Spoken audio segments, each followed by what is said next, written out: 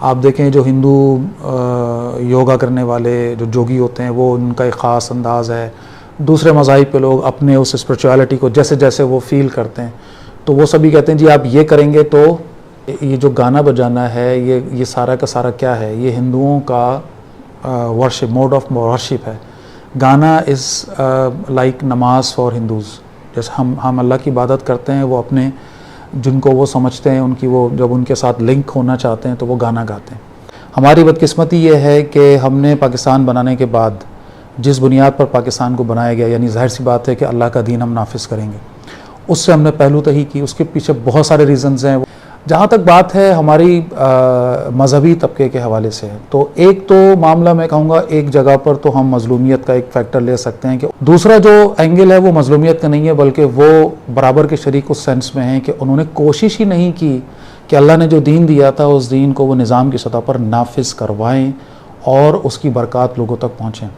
قرآن میں دیکھتے ہیں سورہ بقرہ میں اور بھی مقامات ہیں, لیکن اس وقت جو ذہن میں بات آ رہی ہے کہ اللہ سبحانہ و تعالیٰ نے ان لڑکیوں یا خواتین یا جو بھی ان میں ظاہر حضرات بھی شامل ہے چوری چھپے آشنائیاں کرتے ہیں, حرام ریلیشن شپس کی طرف جاتے ہیں, لگا لیتے ہیں کسی غیر سیدہ ایک لڑکی لڑکے سے, لڑکا لڑکی, سختی کے ساتھ اس کو نہ صرف منع کیا ہے بلکہ اللہ کا اس پر غضب ہے, ناراضگی ہے.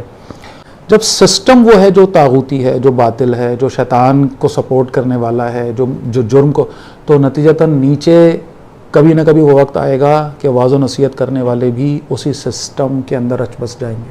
جو دیکھیں اسلام تو وہ دین ہے جس کی بنیادی حیا پر ہے. اس بات کو بھی ذرا نفس پہ ہاتھ رکھے نا اس بیماری کو ڈائگنوز کرنے کے لیے, تو ہم نے اس میڈیا کو جو بے مہار آزاد چھوڑا بغیر کسی قانون کے, اور آزادی اظہار رائے والا جو ایک بہت ہی خطرناک دجل ہے کہ جس کو ہم نے لا کر رکھا. اس کے بعد بچہ جو بہت ہی چھوٹی ایج میں, ایک بہت اممیچور ایج میں وہ سب کنٹینٹ دیکھ رہا ہے جو اس کو ایک نارمل لائف لگ رہی ہے, اس کے لیے وہ بات اچنبے کی ہے ہی نہیں.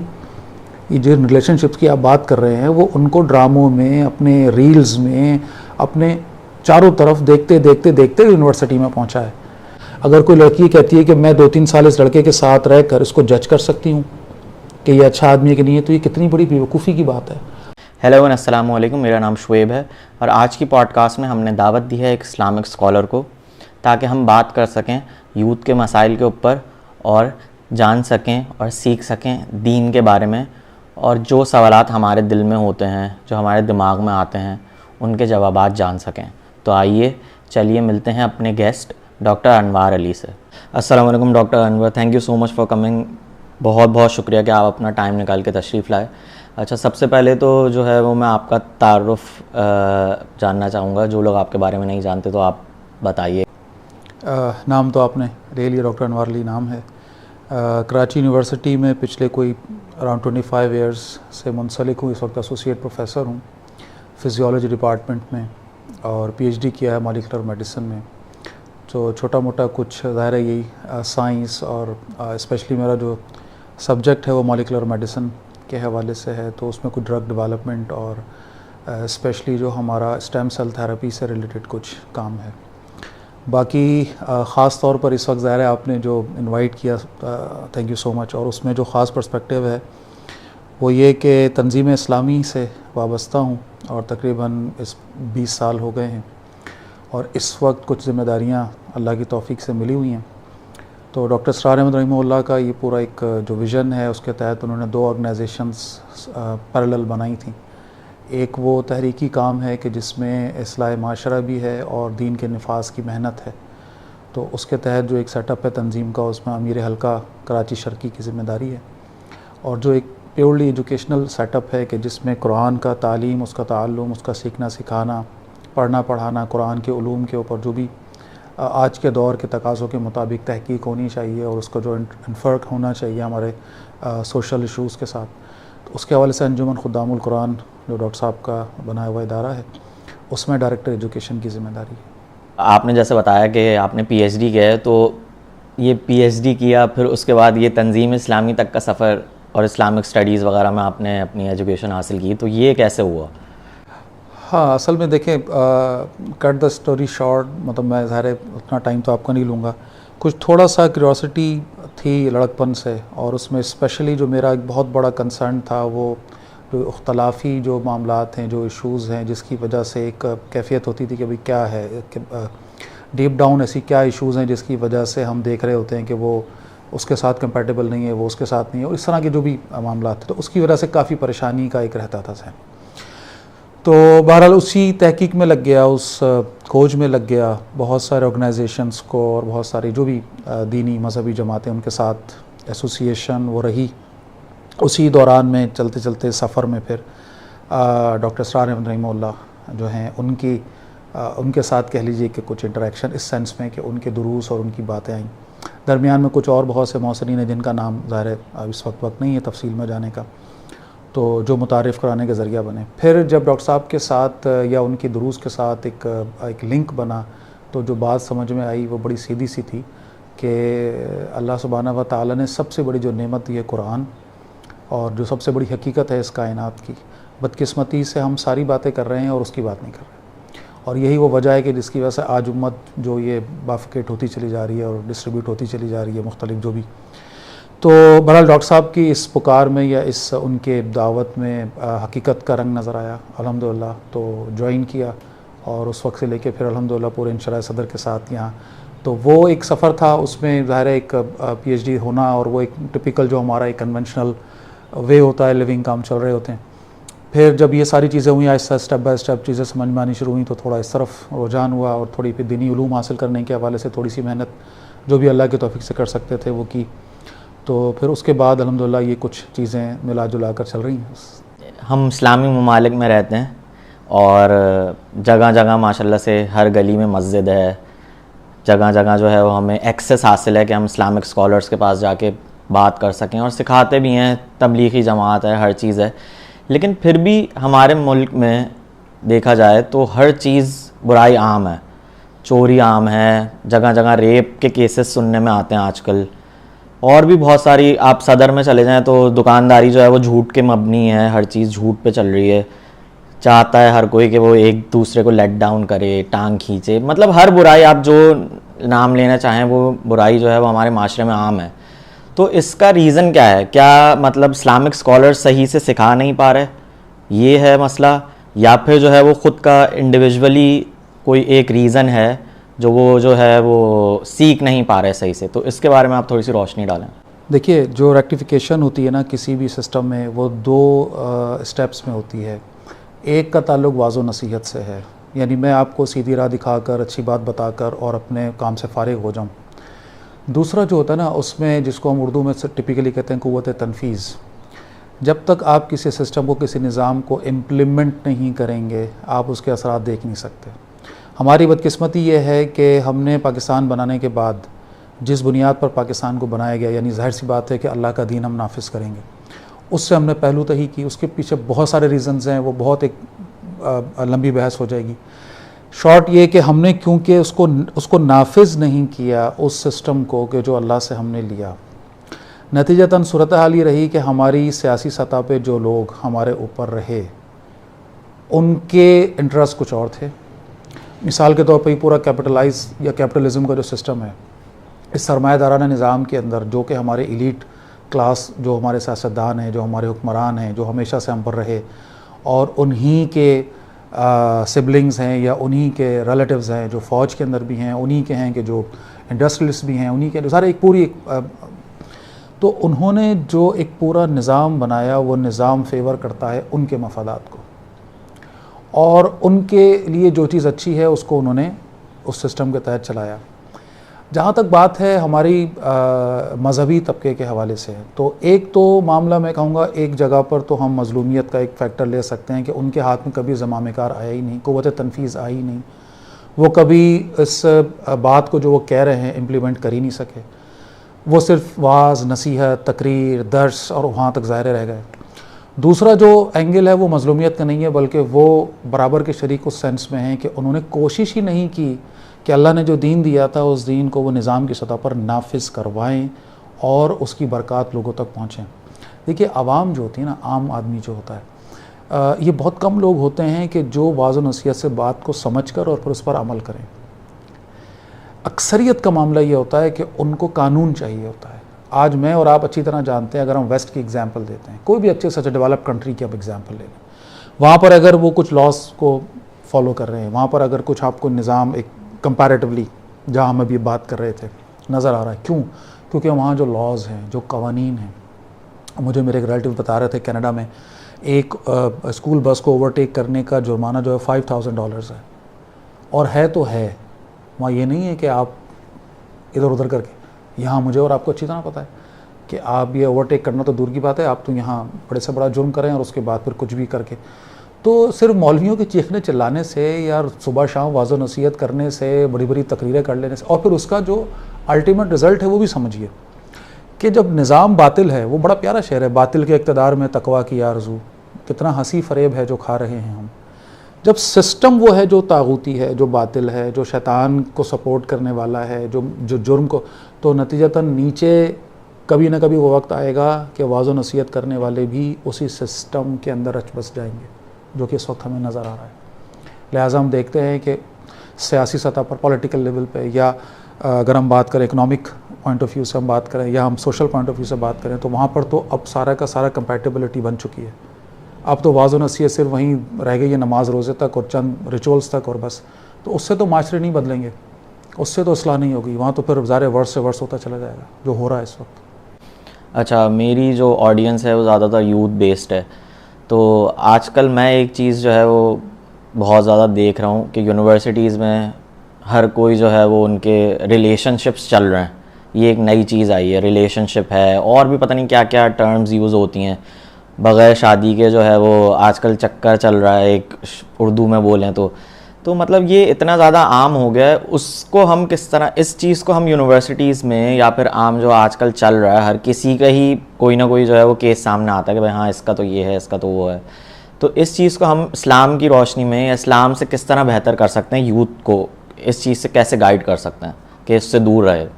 دیکھیے، اسلام تو وہ دین ہے جس کی بنیادی حیا پر ہے، اور اسلام نے تو بہت شد و مت کے ساتھ عورت اور مرد کا جو دائرہ ہے وہ بنا کر دیا اسی بنیاد پر، تاکہ فیملی سسٹم جو ہے وہ آگے بڑھے اور ایک پاکیزہ معاشرہ ڈیولپ ہو، اور اسی ترتیب میں لوگ.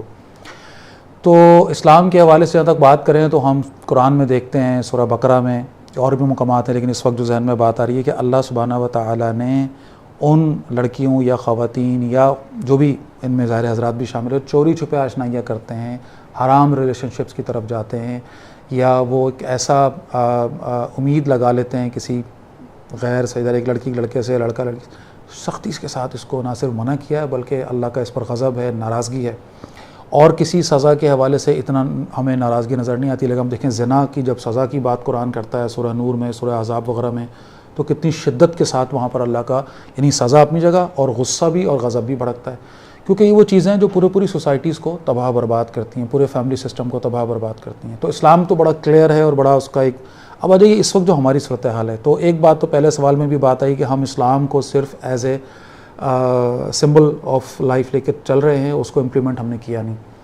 دوسرا مسئلہ یہ ہے کہ اس بات کو بھی ذرا نفس پہ ہاتھ رکھے نا، اس بیماری کو ڈائگنوز کرنے کے لیے، تو ہم نے اس میڈیا کو جو بے مہار آزاد چھوڑا بغیر کسی قانون کے، اور آزادی اظہار رائے والا جو ایک بہت ہی خطرناک دجل ہے کہ جس کو ہم نے لا کر رکھا، اس کے بعد جو چاہے کریں، جو چاہے آپ اس کو بولیں، یہ ذہن سازی. اور تھوڑا سا اور اس کو ایک سٹیپ پیچھے لے جاتے ہیں، 5th جنریشن وار میں اور آپ جانتے ہیں، جس کی بنیاد ہی ساری ذہن سازی پر ہے، مس انفارمیشن ہے، ایسی گائیڈنس کے جو آپ کو غلط سمت میں ڈسٹریکٹ کرتی ہے، اصل راستے سے ہٹاتی ہے. اور یہ سالوں سال سے چلتے آج جس دور میں ہم رہ رہے ہیں، سوشل میڈیا جو خاص طور پہ دماغوں پہ چھایا ہوا ہے، وہاں پر صحیح کو غلط اور غلط کو صحیح بتایا جا رہا ہے. ایک بچہ جو بہت ہی چھوٹی ایج میں، ایک بہت امیچیور ایج میں وہ سب کنٹینٹ دیکھ رہا ہے جو اس کو ایک نارمل لائف لگ رہی ہے، اس کے لیے وہ بات اچنبے کی ہے ہی نہیں. یہ جو ریلیشن شپس کی آپ بات کر رہے ہیں، وہ ان کو ڈراموں میں، اپنے ریلز میں، اپنے چاروں طرف دیکھتے یونیورسٹی میں پہنچا ہے.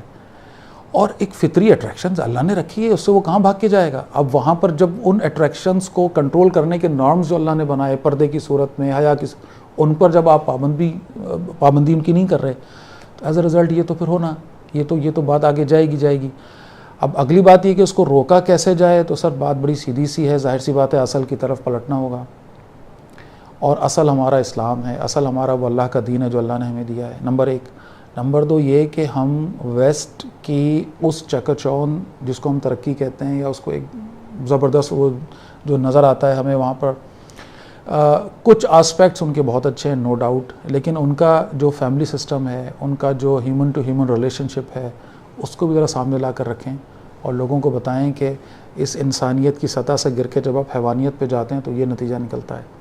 آج ویسٹ میں جو صورتحال, میں تو بولنے کی ہمت بھی نہیں کر پاتا کہ وہاں باپ بیٹی ہو یا بہن بھائی ہو یا ماں بیٹا ہو یا اور جو ہمارے بہت ہی پیور ریلیشن شپس ہیں, وہاں اس وقت کس لیول پہ, کس ڈگر پہ وہ جا چکے ہیں, کیونکہ اسٹیپ بائی اسٹیپ آپ آگے بڑھتے ہیں اور حیوانیت کی تو کوئی انتہا نہیں ہوتی. تو آج ہم تیزی کے ساتھ وہیں جا رہے ہیں, ہمیں لے جایا جا رہا ہے باقاعدہ, اور نتیجہ ہمارے سامنے ہے. آخری بات اس میں بس یہ کہوں گا کہ لیڈرز کا بڑا امپورٹنٹ رول ہے اس میں, اور بدقسمتی سے ہمارے بہت ساری جو بھی اس وقت کی صورتحال ہے اس میں جہاں ہم نیگیٹو پوائنٹس گنتے چلے جائیں تو سب سے ٹاپ پہ شاید آئے گا کہ we are lacking a pure, a good, a sincere leadership. ہے ہی نہیں کوئی ہمارے پاس, چاہے وہ مذہبی اعتبار سے ہو یا سیاسی اعتبار سے ہو. تو لیڈرشپ نہ ہونے کی وجہ سے یہ تماشا اور یہ تباہیاں جو ہیں اور زیادہ تیزی سے ہو رہی ہیں. لوگ مطلب ریلیشن شپ تو رکھتے ہیں, لیکن پھر وہ یہ کہتے ہیں کہ ہم ریلیشن شپ کے بعد تو ہم شادی تو کرنی ہے ہم نے آگے جا کر, تو مطلب ہم تو حلال کی طرف ہی جائیں گے, پسند تو کریں گے نا, ٹائم تو لیں گے نا. تو مطلب یہ جو اس شادی سے پہلے جو انہوں نے سارا, مطلب ریلیشن شپ تو حرام ہے جو بالکل ہے, تو اس سے پہلے جو انہوں نے حرام کام یہ کرا ہے, ریلیشن شپ رکھا ہے, آج کل پکچرز وہ ہو رہی ہوتی ہیں, کیا نام ہے, سینڈ ہو رہی ہوتی ہیں, سب کچھ ہو رہا ہوتا ہے, تو اس کا کیا گناہ ملے گا بھلے سے وہ بعد میں آگے شادی کر لیں؟ بالکل ملے گا, بالکل ملے گا, جب تک وہ اس حرام ریلیشن شپ میں ہیں. بعد میں ٹھیک ہے, وہ اگر اس کو حلال کر لیں گے, نکاح کریں گے, ٹھیک ہے, ہاں توبہ کریں گے, اللہ کی طرف پلٹیں گے, رجوع کریں گے, وہ اللہ کی طرف سے معافی کا معاملہ. لیکن یہ کہ اس کو صحیح سمجھنا, جسٹیفائی کرنا اور یہ سمجھنا کہ اگر ہم یہ کریں گے تو ہی ہم اپنی آگے کی زندگی صحیح گزاریں گے, یہ تو اللہ سے بغاوت ہے, اللہ کے دین سے بغاوت ہے. دیکھیے ہمارے جو ذہن سازی کی گئی نا, اس ذہن سازی میں اس رشتے کو خاص طور پر ٹارگٹ کیا گیا جس کو شوہر اور بیوی کا رشتہ کہتے ہیں. شوہر اور بیوی کا وہ رشتہ جو نیچرل بیسس پر ہے, جو اللہ نے بنا کر مرد اور عورت کو ایک دوسرے کی ضرورت بنایا ہے اور ایک دوسرے کے لیے سکون کا باعث بنایا ہے, اس کو ہم نے بہت حد تک چینج کر دیا انہی ڈراموں, فلموں اور میڈیا کے اثر کی وجہ سے. اب وہ ایک بالکل ایک ڈائیورٹ ہو کر کسی ایسی جگہ پہ چلا گیا, یعنی ایک آرٹیفیشل ہے, ایک فیسنیٹنگ ورلڈ ہے, ایک آرٹیفیشل ورلڈ ہے جس کا حقیقت سے کوئی تعلق نہیں ہے. اور لڑکا لڑکی سمجھتے ہیں کہ ہم یہ, اچھا وہ جو لڑکا لڑکی حرام ریلیشن شپ میں ہے پہلے, کیا خیال ہے وہ کیا چیز ججمنٹ ہو رہی ہے, کس چیز پر وہ, اگر کوئی لڑکی کہتی ہے کہ میں 2-3 سال اس لڑکے کے ساتھ رہ کر اس کو جج کر سکتی ہوں کہ یہ اچھا آدمی ہے کہ نہیں ہے, تو یہ کتنی بڑی بیوقوفی کی بات ہے. ارے بھائی جو 20-20 سال ایک ساتھ رہ رہے ہیں بطور میاں بیوی, وہ پورے ایک دم کہتے ہیں جی میں جج ہی نہیں کر پایا تم تو ایسے تو یہ اس طرح سے اپنے آپ کو خواہ مخواہ تسلی دینے کی بات ہے. یہ صرف لذت ہے, یہ شہوت ہے کہ جس کو ہم جسٹیفائی کر کے کہہ رہے ہوتے ہیں کہ جی اس طریقے سے ہم اپنی اس لائف کو سیو کر رہے ہیں, اور اللہ سے بہرحال بغاوت ہے ہی ہے یہ تو. اور اس میں دیکھیں بڑی امپورٹنٹ بات ہے, آپ ہیومن سائیکالوجی کو پڑھتے چلے جائیں تو ایک بات بڑی سامنے آتی ہے. میں اس وقت ریسنٹ ہمارا جو, میں آپ کے سامنے اپنی اصل پرسنالٹی کے ساتھ نہیں بیٹھا ہوا, اور سیم گوز ود یو, کیونکہ اوبویسلی ہم اس وقت جس تعلق میں بیٹھے ہیں تو میں ریلیکس موڈ میں یا اپنے اوریجنل فارم میں تو نہیں, میں تو ایک ملمہ کاری کر کے تھوڑا اپنے آپ کو سیٹ کر کے بیٹھا ہوں, کیمرے کے سامنے بیٹھا ہوں, ظاہر سی بات ہے. تو آپ اس 1 گھنٹے کی ہماری ملاقات سے کیا میرے بارے میں کوئی اندازہ لگا سکتے ہیں؟ سوال ہی پیدا نہیں ہوتا. تو یونیورسٹیز میں, اسپیشلی ہم یونیورسٹی کی بات کر رہے ہیں یا کالجز کی بات کر رہے ہیں, جو اسٹوڈنٹس ہوتے ہیں وہ ٹوٹل ایک آرٹیفیشل پرسنالٹی بنے ہوئے ہوتے ہیں, ان کا اصل وہ ہوتا ہی نہیں. ایک لڑکا اگر امپریس کرنا چاہ رہا ہے کسی لڑکی کو, یا لڑکی امپریس کرنا چاہ رہی ہے, تو کیا خیال ہے آپ کو وہ اپنی اوریجنل پرسنالٹی کے ساتھ وہاں ہوں گے؟ بہت چینج ہوتا ہے, زمین آسمان کا فرق ہوتا ہے, اور وہ اس آرٹیفیشل پرسنالٹی کے اثر کی وجہ سے وہ ایک دوسرے کے ساتھ اٹیچ ہوتے ہیں. اور یہی جب جاتے ہیں اپنے ریئل لائف میں اور پھر اصل شکل میں یا اصل جو بھی ان کی جو کریکٹر ہے اس کے سامنے آتے ہیں, پھر کلیش ہوتا ہے, پھر جھگڑے ہوتے ہیں, پھر مسائل آتے ہیں. اچھا, فیمیلز کے سطر کی تو ہم بات کرتے ہیں کہ بھائی حجاب ہے, یہ سب کچھ ہے, یہاں تک ہے, مطلب پورا ایک پراپر ہر چیز وہ ہے بتا دیا گیا ہے کہ یہ ہے. لیکن مرد کے سطر کی ہم لوگ بات نہیں کرتے زیادہ تر, جیسے ان کو گائیڈنس نہیں پہنچا پاتے. تو میں نے دیکھا ہے کہ آج کل مالز میں جو ہے وہ مزے سے چھوٹے چھوٹے شارٹس پہن کر آ جاتے ہیں, اور شرم آتی ہے جب فیملی کے ساتھ آپ جائیں, مرد پھر رہے ہوتے ہیں, شارٹس میں پھر رہے ہوتے ہیں, اور سوشل میڈیا پہ جو ہے وہ پکچرز لگ رہی ہوتی ہیں, اگر کوئی باڈی بلڈر ہے تو وہ شرٹ لیس ہوتا ہے, اور مطلب سطر ان کا صاف نظر آ رہا ہوتا ہے. تو کیا مرد کے لیے بھی اتنا ہی سطر امپورٹنٹ ہے جتنا فیمیل کے لیے ہے؟ اور سطر آپ مرد کا بتائیں کہ کہاں سے کہاں تک ہے, تو اس کو تھوڑا سا گائیڈ کریں. جی بہت اہم سوال ہے, اور میں تو اکثر اس کو ایڈریس کرتا ہوں جہاں جہاں بھی موقع ملتا ہے, کیونکہ اللہ تعالیٰ نے سطر کا جو ضابطہ دیا ہے وہ بڑا اہم ہے. ظاہر اس کا تعلق حیا سے بھی ہے, اس کا تعلق انسانیت کے شرف سے ہے. میری, آپ کی, ہم سب کی, میل ہو یا فیمیل ہو, کچھ پرائیویٹ پارٹس ہیں باڈی کے جن کا حق یہ ہے کہ انہیں چھپایا جائے. تو عورت کے جیسے آپ نے بتایا کہ سطر ہے, اور عورت کے سطر میں یہ چہرے کی ٹکیا, دونوں ہاتھ اور دونوں پیر کے علاوہ پورا جسم ہے. تو اس کو ہر صورت یہ اپنا جسم چھپا کے رکھنا ہے. ظاہر سی بات ہے ایک شوہر واحد وہ حقدار ہے کہ جو اس سطر کے جو ضابطہ اس سے بیان وہ جا سکتا ہے. اچھا, اب مرد کی اگر بات کریں تو ناف کے اوپر سے لے کر گھٹنوں کے نیچے تک یہ مرد کا سطر ہے, اور ہر صورت یہ چھپانا ہے. مرد کو مرد سے بھی چھپانا ہے, عورت یا نامحرم عورت یا جو بھی ہم بات کریں. ایون جب ہم اپنے رحمی رشتوں کی بات کرتے ہیں تو یہ سطر سمجھ لیجئے کہ ایک ماں کو اپنے بیٹے کے سامنے, بھائی کے سامنے, ایک لڑکی کو اپنے باپ کے سامنے, یا بینگ فادر مجھے اپنی بیٹی یا بہن یا جو بھی والدہ ہیں ان کے سامنے اس سطر کو چھپا کر جانا ہے. واحد بیوی ہے ایک مرد کے لیے کہ جہاں یہ ضابطہ ختم ہو جائے گا. اسی طرح عورت کے لیے اس کا شوہر ہے. اب اگلی بات جو آپ نے کہی کہ آج کل جو صورتحال چل رہی ہے تو احساس ہونا چاہیے, یہ کبیرہ گناہوں میں شامل ہوتا ہے. اور ایک شخص اپنے سطر کو اگر نہیں چھپاتا ہے اور دوسرے جو لوگ اس کو دیکھ کر گناہ گار ہو رہے ہیں ان کے حصے کا گناہ بھی وہ اس کے حصے میں آ رہا ہے. باقی جہاں تک رہی جو باڈی بلڈرز کی آپ نے بات کی, تو وہ تو ایک ہے ہی عجیب سا ایک عجب پاگل پن ہے. دیکھیے, اپنی صحت کو اچھا رکھنے کے لیے ایکسرسائز کرنا از سم تھنگ ایلس, جو میرا اور آپ کا ہم سب کے لیے ایک پازیٹیو چیز ہے. لیکن اس کا شو آف کر کے اور باڈی کو اس طرح سے رکھنا سامنے, چاہے ظاہر ہے وہ مرد بھی ہے تو ایک عورت کے لیے تو اٹریکشن کا باعث بنے گا نا, تو یہ بالکل صحیح نہیں ہے. اور اس کو مزید میں آگے بڑھا لوں کہ ہم سب یہ سمجھتے ہیں کہ شاید ایک لڑکی کا اپنی تصویر کو فیس بک پہ یا کسی سوشل اکاؤنٹ پہ ڈال دینا غلط ہے. سر, ایک لڑکے کا بھی غلط ہے, کیونکہ اس کو بھی نامحرم لڑکیاں یا عورتیں دیکھ رہی ہیں اور ان کے لیے بھی وہ اٹریکشن کا باعث بن رہا ہے. کسی صورت بھی یہ, یعنی یہ دونوں طرف, ہاں ٹھیک ہے شدت میں فرق آئے گا اوبویسلی, نیڈ بیس ہم وہاں پہ دیکھیں گے کیا ہو رہا ہے, لیکن یہ بالکل غلط ہے, گناہ ہے اور اللہ کو ناراض کرنے کا سبب ہے. اچھا, میں نے جو ہے وہ ایک امام صاحب تھے, میں بیٹھا ہوا تھا تو وہ درس دے رہے تھے. ان کا جو ہے نا وہ بیسک فوکس ہوتا ہے کہ جو اصلی مسلمان ہوتا ہے وہ شلوار قمیص پہنتا ہے. تو میں نے یہ ریسرچ کری تو بھائی شلوار قمیص جو ہے وہ تو ایک صرف کلچرل تھنگ ہے. باقی تو آپ کو کپڑے اگر آپ ڈھانپ رہے ہیں ہر چیز, پینٹ شرٹ ہو بھلے سے, تو وہ بھی بندہ اچھا مسلمان ہو سکتا ہے جو پینٹ شرٹ پہن رہا ہے. تو ضروری نہیں ہے کہ جو ہے وہ جو شلوار قمیص پہننے والا ہے وہ زیادہ اچھا مسلم ہے, یا وہ ایک اسلامک چیز ہے یا وہ سنت چیز ہے. تو اس کے بارے میں آپ بتائیں کہ اسلام میں کپڑوں کا کیا ہے, کہ بھائی شلوار قمیص والا ہی اصلی مسلمان ہے یا سنت چیز ہے, یا یہ صرف ایک کلچرل چیز ہے؟ دیکھیے, اصول سمجھ لیجئے, اللہ کے نبی صلی اللہ علیہ وسلم نے لباس کی جو ضابطہ بتایا ہے, جو نارم, وہی کہ وہ ساتر means it should Hyde your private parts, اور ایک اچھے طریقے سے ہائیڈ کرنا چاہیے اس کو.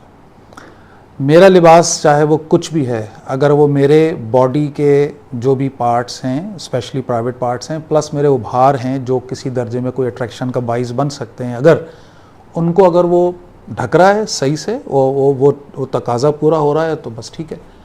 یہ اصول ہے. جتنا اچھا ڈھانپے گا اتنا اچھا لباس ہوگا وہ, ٹھیک ہے. لیکن کسی جگہ پر بھی رسول اللہ صلی اللہ علیہ وسلم نے پابند نہیں کیا کہ یہ والا لباس یا وہ والا لباس, کیونکہ اس کی بڑی امپورٹنٹ لاجک ہے. اسلام صرف عرب کے لیے نہیں آیا تھا. عرب سے نکل کے اسلام ظاہر ہے ہم اس وقت کے حساب سے چلیں عجم, اور اس آج کی دنیا میں ہم دیکھ رہے ہیں کہ غیر عرب دنیا میں پھر اسلام نے ان جگہوں پر بھی جانا ہے جہاں پینٹ کوٹ ہے, یا جیسا آپ نے کہا شرٹ ہے, پینٹ ہے, تو وہ کوئی اور لباس جانتے ہی نہیں ہیں. تو وہ کیا مطلب, وہ کیا کلمہ نہیں پڑھیں گے؟ اوبویسلی کلمہ پڑھیں گے. تو ڈپینڈ کرے گا. تو میں معذرت کے ساتھ بہت سارے قمیص شلوار پہنے ہوئے جو ہیں وہ ٹھیک ہے وہ خیال نہیں رکھ رہے ہوتے, اور جو کچھ ابھار نظر آ رہا ہوتا ہے وہ نہیں نظر آنا چاہیے, اور بہت سے پینٹ شرٹ پہنے ہوئے لوگ اس بات کا خیال کر رہے ہوتے ہیں. تو بس یہی بات ہے جناب کہ اس اصول کو بنیاد ذہن میں رکھتے ہوئے اب کوئی بھی لباس آپ پہنیں کوئی مسئلہ نہیں ہے. ہاں اب یہ تو آ گئی ہاں یا نہ کی. اب آ جائیے بہتر کیا ہے. تو جب میں نے عرض کیا کہ بہتر وہ ہوگا جو آپ کی باڈی کو زیادہ اچھا کور کر رہا ہے. تو کمپیئر جب آپ کریں گے پینٹ شرٹ سے قمیص شلوار کو, تو قمیص شلوار از مچ more better than pant shirt, کیونکہ قمیص شلوار آپ کی باڈی کو زیادہ اچھا کور کرتا ہے. قمیص شلوار کہہ لیں یا جو عربی ایک انداز میں چوغا ہوتا ہے, جبہ ہوتا ہے, اس طرح کا آپ کہہ لیں, یا اگر پینٹ شرٹ میں بھی بعض دفعہ ہم نے دیکھا ہے بعض دفعہ تھوڑا سا ایک بیگی سٹائل میں ڈھیلا ڈھالا سا شرٹ ہوتا ہے, اس طرح کی وہ ہوتی ہے. تو جتنا زیادہ اس میں آپ کانشیس ہو کر رکھیں گے اپنے آپ کو اتنا بہتر رہے گا. بس انزائٹی ڈپریشن پہ آ جاتے ہیں. میں ایک ڈاکٹر ہوں, میڈیکل اسٹوڈنٹ بھی ہوں, تو اس پہ یہ ہے کہ کسی کو اگر انزائٹی ہوتی ہے, ڈپریشن ہوتی ہے یا کوئی اور سائیکولوجیکل ڈس آرڈر ہوتا ہے, تو عام لوگ جو ہیں وہ کہتے ہیں کہ بھائی نماز پڑھو, روزہ رکھو, یا اور سارے جو ہے وہ دین پہ زیادہ فوکس کرو. تو کیا مطلب میں نے دیکھا ہے کہ جو نماز پڑھنے والے ہیں ان کو بھی انزائٹی ہو سکتی ہے, ڈپریشن ہوتا ہے. لوگوں نے یہ جو ہے نا صرف ایک بنایا ہوا ہے کہ بھائی جو اسلام سے دور ہے وہ اس کو انزائٹی ڈپریشن ہو سکتی ہے, کیونکہ یہ ایک تو پراپر میڈیکل کنڈیشن ہے. تو آپ یہ بتائیں کہ میڈیکیشنز کے ساتھ ساتھ اسلامی طور پہ ہم لوگ کس طرح ان چیزوں سے دور رہ سکتے ہیں یا اس کو اوور کم کر سکتے ہیں؟ دیکھیے, اب آپ میرے خیال ہے مجھ سے زیادہ بہتر اس کی پوری پیتھولوجی اور ڈیٹیلز جانتے ہیں.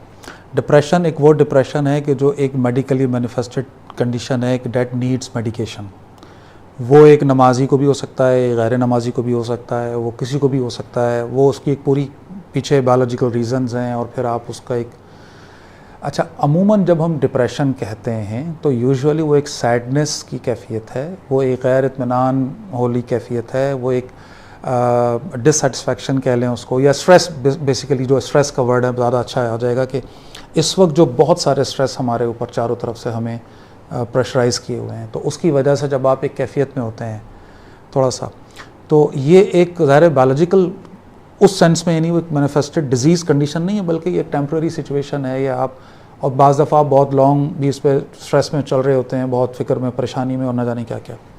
اچھا, اس جگہ پر ابھی فی الحال اگر ہم نماز کو یا کسی اور چیز کو ایک طرف کر دیں, تو اس جگہ پر ہمارا بیہیویئرل جو سیٹ اپ ہے وہ ریکوائر کرتا ہے کہ ہم تھوڑا فوکس ہو جائیں کسی ایک پوائنٹ پہ, اور اپنے برین کو, اپنے دماغ کو تھوڑا سا ریلیکسیشن تھوڑی سی اس کو دیں.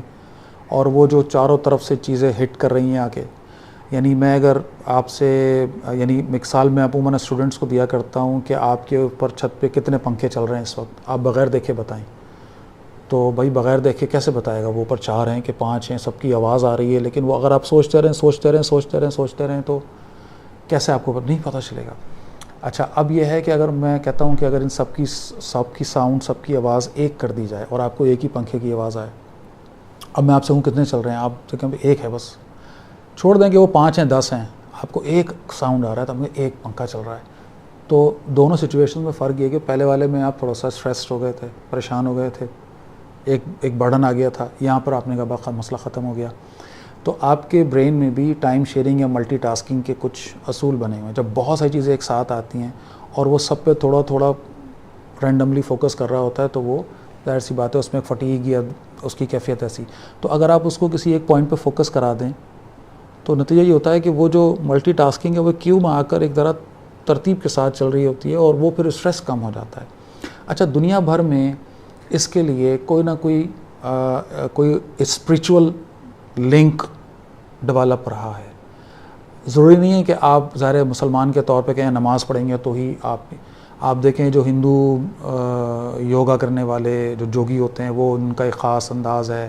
دوسرے مذاہب کے لوگ اپنے اس اسپریچولیٹی کو جیسے جیسے وہ فیل کرتے ہیں تو وہ سبھی کہتے ہیں جی آپ یہ کریں گے تو, یعنی میں اگر آپ کو بڑا پریکٹیکل وہ کروں کہ یہ جو گانا بجانا ہے یہ سارا کا سارا کیا ہے, یہ ہندوؤں کا ورشپ, موڈ آف ورشپ ہے. گانا از لائک نماز فار ہندوز. جیسے ہم اللہ کی عبادت کرتے ہیں, وہ اپنے جن کو وہ سمجھتے ہیں ان کی وہ جب ان کے ساتھ لنک ہونا چاہتے ہیں تو وہ گانا گاتے ہیں. تو وہاں سے یہ تصور آیا کہ گانا یا موسیقی روح کی غذا ہے, کیونکہ یہ آپ کو اسٹریس آؤٹ کرتا ہے, یہ آپ کو سکون دیتا ہے. ان کو وہ ضرور سکون دے گا, اس لیے کہ ایسی بات ہے ان کی اسپیشلٹی اس کے ساتھ. ہم نے اسی کو ایز اٹ از اڈاپٹ کر لیا، حالانکہ ہمارا تو مسئلہ کچھ اور تھا. ہمارے یہاں تو معاملہ یہ ہے کہ گانے کو سختی کے ساتھ اللہ کے نبی نے منع کیا، میوزک کو سختی کے ساتھ حرام قرار دیا. اس کے ریزنز ظاہر ہے اس وقت ٹاپک نہیں ہے ہمارا. تو یعنی اس لنک میں ہر شخص جب اپنی اسپریچولیٹی کی طرف پلٹے گا، جس کو وہ اہمیت دیتا ہے، تو اس کو سکون ملے گا. وہ تھوڑا سا فوکس کرے گا کسی ایک پوائنٹ پہ. تو لہٰذا الحمدللہ کہ جب انسان نماز کی طرف جاتا ہے، قرآن کی تلاوت کی طرف جاتا ہے، ذکر و اذکار کی طرف جاتا ہے، تو وہ تھوڑا اطمینان فیل کرتا ہے، تھوڑا سا وہ ریلیکس ہو جاتا ہے، اس کا برین فوکس کرنے لگتا ہے. وہ ہی اور شی فیلز مور بیٹر، اور وہ زیادہ بہتر اکوپ ہو جاتا ہے to fight with the stress. اچھا، یہ تو ہو گئے سارے کچھ اس انداز میں بات. اب آ جائیے کہ یہ جو اسٹریس ہے نا، اس کے ریزنز اگر آپ آئیڈینٹیفائی کریں تو 90% آپ کو جب اس اسٹریس کے ریزنز ملیں گے وہ کیا ہیں؟ وہ دنیا کی ناکامیاں، دنیا میں کسی چیز کا نہ ملنا، آپ کے ٹارگٹس کا اچیو نہ ہونا، آپ جو کرنا چاہ رہے ہیں وہ نہ، وغیرہ وغیرہ وغیرہ. سارا ریلیٹ کرتا ہے آپ کی اس ورلڈلی سچویشن سے. جب آپ پلٹتے ہیں ٹورڈز اللہ تو وہاں آپ کو ایک آواز سنائی دیتی ہے کہ یہ سب عارضی ہے، ٹیمپرری ہے، اس چیز کی کوئی اہمیت نہیں ہے، آپ کو بہت تھوڑے دن کے لیے یہاں پر وقت گزارنا ہے اور پھر جانا ہے آپ کو، اصل لائف آپ کی شروع ہوگی وہاں. تو ابھی اگر آپ کے ہاتھ سے کچھ جا رہا ہے تو ریلیکس، کچھ نہیں ہے، یہ اٹس نتھنگ. اصل فکر وہاں کی وہ کرو. اس لیے ایمان کا جو ورڈ ہے یہ امن سے بنا ہے. ایک شخص ایمان میں آتے ہی امن میں آ جاتا ہے. آپ دیکھیں کہ دنیا بھر میں بڑے بڑے خوشحال لوگ سوسائڈ کر لیتے ہیں، پیسہ بھی ہے، دولت اور دنیا کے ساتھ، لیکن وہ کیوں ڈپریس ہو کر سوسائڈ کر رہا ہے؟ اسپیشلی اس وقت بہت بڑا آپ کو پتہ ہوگا کہ دنیا بھر میں وہ بڑھاپے کے اسٹریس سے بچانے کے لیے کیسے کیسے سیمینارز کرتے ہیں اور جو ہے برین اسٹارمنگ کرتے ہیں، نہ جانے کیا کچھ کرتے ہیں، کیونکہ وہ اسٹریس بڑا ہی خطرناک ہے کہ میں بوڑھا ہونے والا ہوں تو میں لائف کو انجوائے کیسے کروں گا. تو وہ بڑھاپے کی اہمیت بتا کے ان کو زندہ رکھنے کے لیے. الحمدللہ ہمارے ساتھ ایسا اس لیے نہیں ہے کہ ہمیں اچھی طرح پتہ ہے کہ اس ایمان ہمیں بتاتا ہے کہ ہم تو جا رہے ہیں بڑے سیدھے اس جگہ جہاں ہمیں جانا ہے. تو ایمان یا ایمان سے منسلک ریچولز جو بھی ہیں وہ ہمیں سکون دیتے ہیں. ایک بڑا امپورٹنٹ فیکٹ ہے جس کو ہم بہرحال اوائڈ نہیں کر سکتے. اب اس میں ایک بس آخری بات یہ ہے کہ دیگر اگر سیٹ اپس کو دیکھیں، جہاں میں نے مثال دی، ہندو ہے وہ اپنے حساب سے اسپرچویلٹی کو ریٹنگ کرتا ہے، کرسچن اپنے حساب سے کرتا ہے، جو لوگ ہیں اپنے اپنے حساب سے. دین اسلام کی جو خوبصورتی ہے اس کو سمجھیے گا، جو رسول اللہ صلی اللہ علیہ وسلم نے بہت امپورٹنٹلی جو فوکس کرایا، اور قرآن کا ایک بہت بڑا حساب دیکھیں جو خاص طور پر آخری کی جو صورتیں ہیں، اس سکون کو اللہ کہتا ہے، اللہ کا رسول فرماتے ہیں تم حقوق العباد میں، انسانوں کی خدمت میں، لوگوں کے کام آ کر، لوگوں کے لیے پازیٹیو رول پلے کر کے پا سکتے ہو. یعنی صحابی آ کے پوچھ رہے ہیں کہ جی میں بڑا بے سکون ہوں، میرے دل میں سختی ہے، میں پریشان ہوں، کیا کروں؟ اللہ میں کہہ رہے ہیں جاؤ کسی یتیم کے سر پہ ہاتھ رکھو. ٹھیک ہے نا؟ تو یہ بڑا امپورٹنٹ فیکٹر ہے. تو اللہ تعالیٰ کی طرف جانے کا مطلب محض یہ نہیں ہے کہ آپ صرف نماز اور روزہ اور اپنی جگہ امپورٹنٹ، ان کی امپورٹنس کو کون ڈینائی کر سکتا ہے معاذ اللہ، لیکن اس دین کے اندر جو ہمیں اللہ کے نبی دے کر گئے ہیں، ایک بہت امپورٹنٹ فیکٹر یہ ہے کہ اگر میں آپ کے کام آؤں اور آپ میرے کام آئیں تو it will also give us some relaxation, جس کو ہم سکون کہتے ہیں. حقوق العباد کی جیسے آپ نے بات کری تو میں نے نوٹ کرا ہے کہ بہت سارے لوگ جو ہے نا وہ دین کا لبادہ اوڑھ کے جو ہے وہ نماز روزہ تو فل کرتے ہیں، لیکن وہ حقوق العباد پہ جب بات آتی ہے نا تو وہ بالکل بھی جو ہے نا وہ صحیح سے اس کو ویسے نہیں کر پاتے جیسے اسلام میں ہے. آپ دیکھ لیں کہ خاندانوں میں ہوتا ہے کہ عورتیں جو ہیں ماشاء اللہ سے درس پہ بھی جاری ہوتی ہیں، لیکن جب آتا ہے ان کے اوپر خاندان میں ریلیشنز رکھنے کا تو وہ جو ہے نا وہ چالے چل رہے ہوتے ہیں لوگ. میلز میں یہ ہوتا ہے کہ وہ عجیب ہی بدتمیزیاں چل رہی ہوتی ہیں، سب کچھ ہو رہا ہوتا ہے. تو مطلب کیا صرف دین جو ہے وہ نماز روزہ تک ہی محدود ہے، یا پھر اس کے علاوہ بھی جو ہے وہ کچھ چیزیں ہیں جن پہ فوکس کرنا چاہیے؟ جی بہرحال یہ تو پچھلی اس میں بھی بات آئی کہ بہت بیلنس اس میں بہت ضروری ہے. اور بلکہ اگر قرآن کے دو مقامات سورہ بقرہ میں ہی اگر ہم لے لیں، ایک آیت نمبر 83 ہے اور ایک آیت نمبر 177 ہے. ان دونوں آیتوں میں مماثلت یہ ہے، سملیرٹی یہ ہے کہ اللہ تعالیٰ نے وہاں پر نیکی کا ایک روٹ بتایا ہے کہ کیسے آپ نیک ہونا چاہتے ہو، you want to be a pious person, okay اب کیا کرو بھئی، یہ آپ ایمان لے آئے، ایمان لانے کے بعد اب کرنا ہے کیا، اگلا کام کیا کرنا ہے؟ تو اگلا کام یہ کرنا ہے کہ لوگوں کے لیے اچھے ہو جاؤ. آپ کا کردار باقی، اور اللہ کے نبی کی احادیث کثرت کے ساتھ. یعنی یہاں تک آپ سمجھیے نا کہ اللہ کے لیے اچھا وہ ہے جو اللہ کے کنبے کے لیے اچھا ہے, اور یہ ساری جو مخلوق ہے یہ اللہ کا کنبہ ہے. اب اس سے بڑھ کر اور کیا بات آ جائے گی. بلکہ اگر میں تھوڑا سا, کیونکہ اس بات ہو رہی ہے, تو ایک حدیث کا صرف مختصر کہ ایک صحابی حضرت ابو ہریرہ رضی اللہ تعالیٰ عنہ, تو وہ اعتکاف میں تھے. ایک اور صاحب آئے اور کہا کہ مجھے ایک مسئلہ ہو گیا ہے, پریشان ہوں, تو میں کیا کروں. تو انہوں نے فوراً کہا چلو میرے ساتھ, اور نکل کے اپنی چپل اٹھائیں, بغل میں دابی. اور تو وہ جو دوسرے تھا حیران ہوئے کہ حضرت آپ تو اعتکاف میں ہیں, آپ اعتکاف توڑ کے کہاں جا رہے ہیں. تو اس وقت انہوں نے فرمایا کہ میں نے ان صاحب مسجد یعنی رسول اللہ صلی اللہ علیہ وسلم سے سنا ہے کہ میرا کوئی امتی اپنے بھائی کی مدد کو چند قدم چلے, مجھے وہ زیادہ عزیز ہے اس سے جو اس مسجد میں 1 مہینے کا اعتکاف کرے. مسجد نبوی میں 1 مہینے کا اعتکاف, ذرا سوچئے. میں اور آپ شاید اس چیز کو ڈریم کریں گے بینگ مسلم, اور اللہ کے نبی کہہ رہے ہیں میرے لیے وہ زیادہ امتی عزیز ہے, محبوب ہے, اچھا ہے, قیمتی ہے جو اپنے بھائی کی مدد کو چند قدم چلے. ٹھیک ہے, تو کہیں فوکس آؤٹ ہوا ہے, اس میں کوئی شک نہیں ہے. کہیں پر کچھ مسائل آئے ہیں, ان کے پیچھے ریزنز رہے ہیں بہت سارے. مفادات کی جنگ ایک چلی گئی ہے, سازشیں رچی گئی ہیں, لوگوں کو لوگوں سے دور کیا گیا ہے. پھر ایک بڑا امپورٹنٹ اس کے اندر فیکٹر ہے کہ ہم اس وقت کیوں ہیں یہاں اتنی برے حالات میں. اور دیکھیے جی, ہم اپنے دیندار اور غیر دیندار اور یہ اور وہ, ہم سب ایک ہی جگہ موجود ہیں. ٹھیک ہے, صرف داڑھی رکھ لینے سے میں دیندار کہلانے جا رہا ہوں نارملی جو ہمارے یہاں, تو یہ ہماری بہت بڑی غلط فہمی ہے. یہ اس کو بھی ہمیں صحیح کرنا چاہیے. دیکھیے مسئلہ کیا ہے, میں اور آپ اس وقت کمپٹیٹرز ہیں. میں اور آپ دونوں معذرت کے ساتھ اس لیے جی رہے ہیں کہ زیادہ پیسہ کمائیں. ہمارے ذہنوں میں بچپن سے ٹھوسا جاتا ہے کہ زیادہ پیسہ مینز اچھی لائف, سکسیسفل لائف. اچھا پیسہ یا ریسورسز تو مخصوص ہیں, وہ تو فکسڈ ہیں, وہ تو ہم زیادہ نہیں کر سکتے. اگر 1 لاکھ روپے مجھ میں اور آپ میں ڈیوائیڈ ہونے ہیں تو 50-50 ہو جائے گا. اگر 4 لوگوں میں ہونے ہیں تو 25-25 ہو جائے گا. 6 میں ہونے, 8 میں ہونے, 10 میں ہونے, 50 میں ہونے. تو میری اور آپ کی خواہش یہ ہوگی کہ یہ لوگ نہ بڑھیں, بلکہ اگر 50 لوگ آ گئے ہیں تو ہم چاہیں گے کہ سب ہٹ جائیں رستے سے, سب کچھ میرے ہاتھ میں آ جائے. کیونکہ ٹارگٹ کیا ہے, مال, پیسہ, دولت. تو اب جب مال, پیسہ, دولت ہم سب کا ٹارگٹ ہے, تو ہم سب ایک دوسرے کے کمپٹیٹر ہیں, ہم سب ایک دوسرے کو برے لگتے ہیں, ہم سب کو ایک دوسرے سے نالا ہیں, غصے میں ہیں, ہمیں ایک دوسرے کا ساتھ برا لگ رہا ہے اس لیے کہ یہ نہ ہوتا تو میرے پاس زیادہ اس وقت ریسورسز ہوتے وغیرہ وغیرہ. تو یہ جو ایک سچویشن ڈیولپ کی گئی نا, اس کی وجہ سے انسان کا دشمن بنتا چلا جا رہا ہے, اور اس کے پھر مختلف اثرات ہمارے معاشروں کے اندر آ رہے ہیں. اس کے مقابلے میں اللہ کی رضا اگر ہماری زندگی کا مقصد ہو تو اس کا معاملہ کیا ہے کہ پہلی مثال میں چاہوں گا کہ آپ کی جیب کا پیسہ بھی نکل کے میری جیب میں آ جائے, اگر مال اور دولت ہی میری زندگی کا مقصد ہے. اور اللہ کی رضا اگر میری زندگی کا مقصد ہے تو میں چاہوں گا کہ میرے جیب کا پیسہ بھی نکل کے آپ کے پاس آ جائے.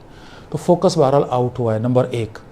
نمبر 2 یہ کہ کیونکہ کچھ فیکٹرز ہیں, میں ان کو بھی ڈسکس نہیں کرنا چاہ رہا, جس کی وجہ سے مساجد کا جو رول تھا وہ چینج ہو گیا, اور اس چینجڈ رول کی وجہ سے وہاں پر ایک اور طرح کا کمپٹیشن ڈیولپ ہوا, اور اس کمپٹیشن کا حاصل بس یہ نکلا کہ لوگوں کو جو ہے نا نماز پڑھا دی جائے, رمضان کا روزہ رکھوا دیا جائے, حج کروا دیا جائے, عمرہ کروا دیا جائے. اچھا یہ کیا ہیں, پلرز ہیں. ایک عمارت کبھی آپ نے دیکھی ہے کہ جو پلرز بنا کر ہم چھوڑ دیں اور کہیں جی مکمل ہو گئی؟ ارے بھائی اس پر چھت ڈالنی ہے, اس کی دیواریں جبھی تو وہ عمارت یا وہ بلڈنگ کہلائے گی نا. تو یہ تو سارے پلرز تھے, ہم نے ان پلرز کو مکمل عمارت سمجھ کے, مکمل دین سمجھ کے سارا فوکس اس پہ کر لیا. نتیجہ پھر ظاہر چیز فوکس سے آؤٹ ہو گئی نا. اور پھر وہ جو فیکٹرز ہیں جو میں نہیں ڈسکس کرنا چاہ رہا, اس کی بیسس پہ وہ جو راہبر ہیں, جو راہ دکھانے والے ہیں, وہ اس کو گالی بک رہا ہے, وہ اس کو برا کہہ رہا ہے, وہ اس کو غلط کہہ رہا ہے, وہ اس کو نتیجہ کیا ہے کہ وہ جو سیکھنے والا ہے وہ کیا سیکھ کے جا رہا ہے. ٹھیک ہے, تو بہرحال یہ وہ ایشوز جن کو ہم کہیں گے کہ جس کی وجہ سے فوکس آؤٹ ہوا, اور ہم اپنے اس سارے سناریوں میں فیل ہوتے چلے جا رہے ہیں, اور حقوق العباد کو ہم نے سرے سے ہی, بلکہ آپ وہ آیت پڑھیں نا 83 وَقُولُوا لِلنَّاسِ حُسْنًا, ارے بھائی اچھے طریقے سے بات کرو, تمیز سے بات کرو, پیار سے بات کرو. اللہ کے نبی کرے مسکراہٹ صدقہ ہے, مسکرا کر بات کرو, ایک دوسرے کے ساتھ اچھا رہو. البتہ آخری بات, اس کا ہرگز یہ مطلب نہیں ہے کہ ہم نماز, روزہ, حج اور عمرے کی ویلیو کو کم کر دیں. یہ مطلب جہاں میں نے کہا کہ صرف پلرز بنا کر ہم یہ نہیں کہہ سکتے کہ یہ مکمل بلڈنگ ہے, وہیں اگلی بات یہ ہے کہ بغیر پلرز کے ہم کوئی عمارت بنا ہی نہیں سکتے. میں ہوا میں تو چھت نہیں ڈالوں گا, مجھے پلرز چاہیے. تو بس وہ بیلنس ہے, وہ بیلنس آؤٹ ہو جاتا ہے. ایک طبقہ سارا زور ادھر دے رہا ہے, دوسرا طبقہ سارا زور ادھر دے رہا ہے, یہ مسئلہ ہے. اچھا، میں کسی کو اگر نماز کا کہتا ہوں، جو لوگ نماز نہیں پڑھتے، تو وہ کہتے ہیں بھائی جاؤ جاؤ اپنا کام کرو، صحیح ہے، ایک تو مانتے نہیں ہیں، دوسرا پھر یہ کہتے ہیں ہمارا دل صاف ہے، ہمیں نماز پڑھنے کی کیا ضرورت. تو بتائیں کہ ایسے لوگوں کو کیسے گائیڈ کیا جائے اور نماز کی کیا امپورٹنس ہے. دیکھیے بھائی، نماز کی امپورٹنس کے حوالے سے اگر قرآن کی بات کریں تو شاید قرآن میں، بلکہ یقیناً قرآن میں سب سے زیادہ جو ٹاپک آیا وہ نماز کا ہے.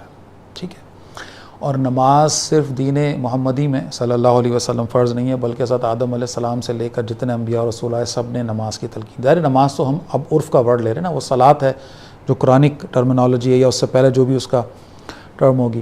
یہاں تک کہ اللہ تعالیٰ نے قرآن میں پرندوں کے لیے، پہاڑوں کے لیے بھی جو ان کا تسبیح کا یا جو ان کا ایک اللہ کے ساتھ تعلق ہے، اس برج کو وہ صلاۃ کے ورڈ سے ہی جو ہے وہ بتایا ہے. تو بلکہ اس سے بھی بڑھ کر میں آپ کو بتاؤں، ایک جگہ قرآن میں جو بات آئی ہے وہ یہ ہے کہ یہ جو مشرک تھے جو کعبے کے گرد زمانہ جاہلیت میں طواف کرتے تھے، تو یہ برہنہ ہو کر سیٹیاں بجا کر تالیاں پیٹ کر، تو برہنہ ہونے کا ذکر تو قرآن میں نہیں ہے، البتہ سیٹیاں بجانے اور تالیاں پیٹنے کا تذکرہ ہے کہ یہ کرتے ہیں، اور اس کو بھی اللہ نے کہا کہ ان کی صلاۃ یہ ہے. تو صلاۃ بڑا لاجیکل یعنی ایک ریلیشن شپ ہے بندے کا اور رب کا. یہ فیول ہے جو ڈلے گا تو ہماری گاڑی چلے گی، اس کے بغیر ممکن نہیں. اقیم الصلاۃ لذکری، نماز قائم کرو تاکہ میں تمہیں یاد رہوں، بھول نہ جاؤ. اور پریکٹیکلی اگر بات کی جائے تو بھائی اگر کوئی مسلمان نماز نہیں پڑھتا اور وہ سمجھتا ہے کہ وہ مسلمان ہے تو وہ بہت بڑی غلط فہمی میں ہے. قانونی طور پہ ہے، اسے کوئی کافر نہیں کہہ سکتا وغیرہ وغیرہ، لیکن اللہ کی کتاب میں، اللہ کی جو بھی جو ریکارڈنگز کہہ لیں اس کو، جو نامہ اعمال، اس میں وہ اصول ہی بات یہ ہے. باقی وہ اللہ ہے، وہ جس کو چاہے معاف فرمائے، وہ معاف کرنے کے لیے کسی چیز کا وہ تو نہیں ہے. تو نماز کے ساتھ ایک مسلمان ہے، نماز کے بغیر کوئی مسلمان ہے ہی نہیں. پہلی بات تو یہ ہے. باقی یہ ہے کہ آج کل کے دور میں ایک سیناریو چل پڑا ہے کہ اس کی وجہ، اس کی حکمت، اس کی لاجکس، ٹھیک ہے اس پر بات ہو سکتی ہے، اس کی وجوہات کیوں اللہ نے نماز فرض کر دی، اس کی حکمتیں، اس کے فائدے، اس کی بلیسنگز وہ اتنی ہیں کہ ہم بیٹھ کر یہاں گھنٹوں بات کر سکتے ہیں.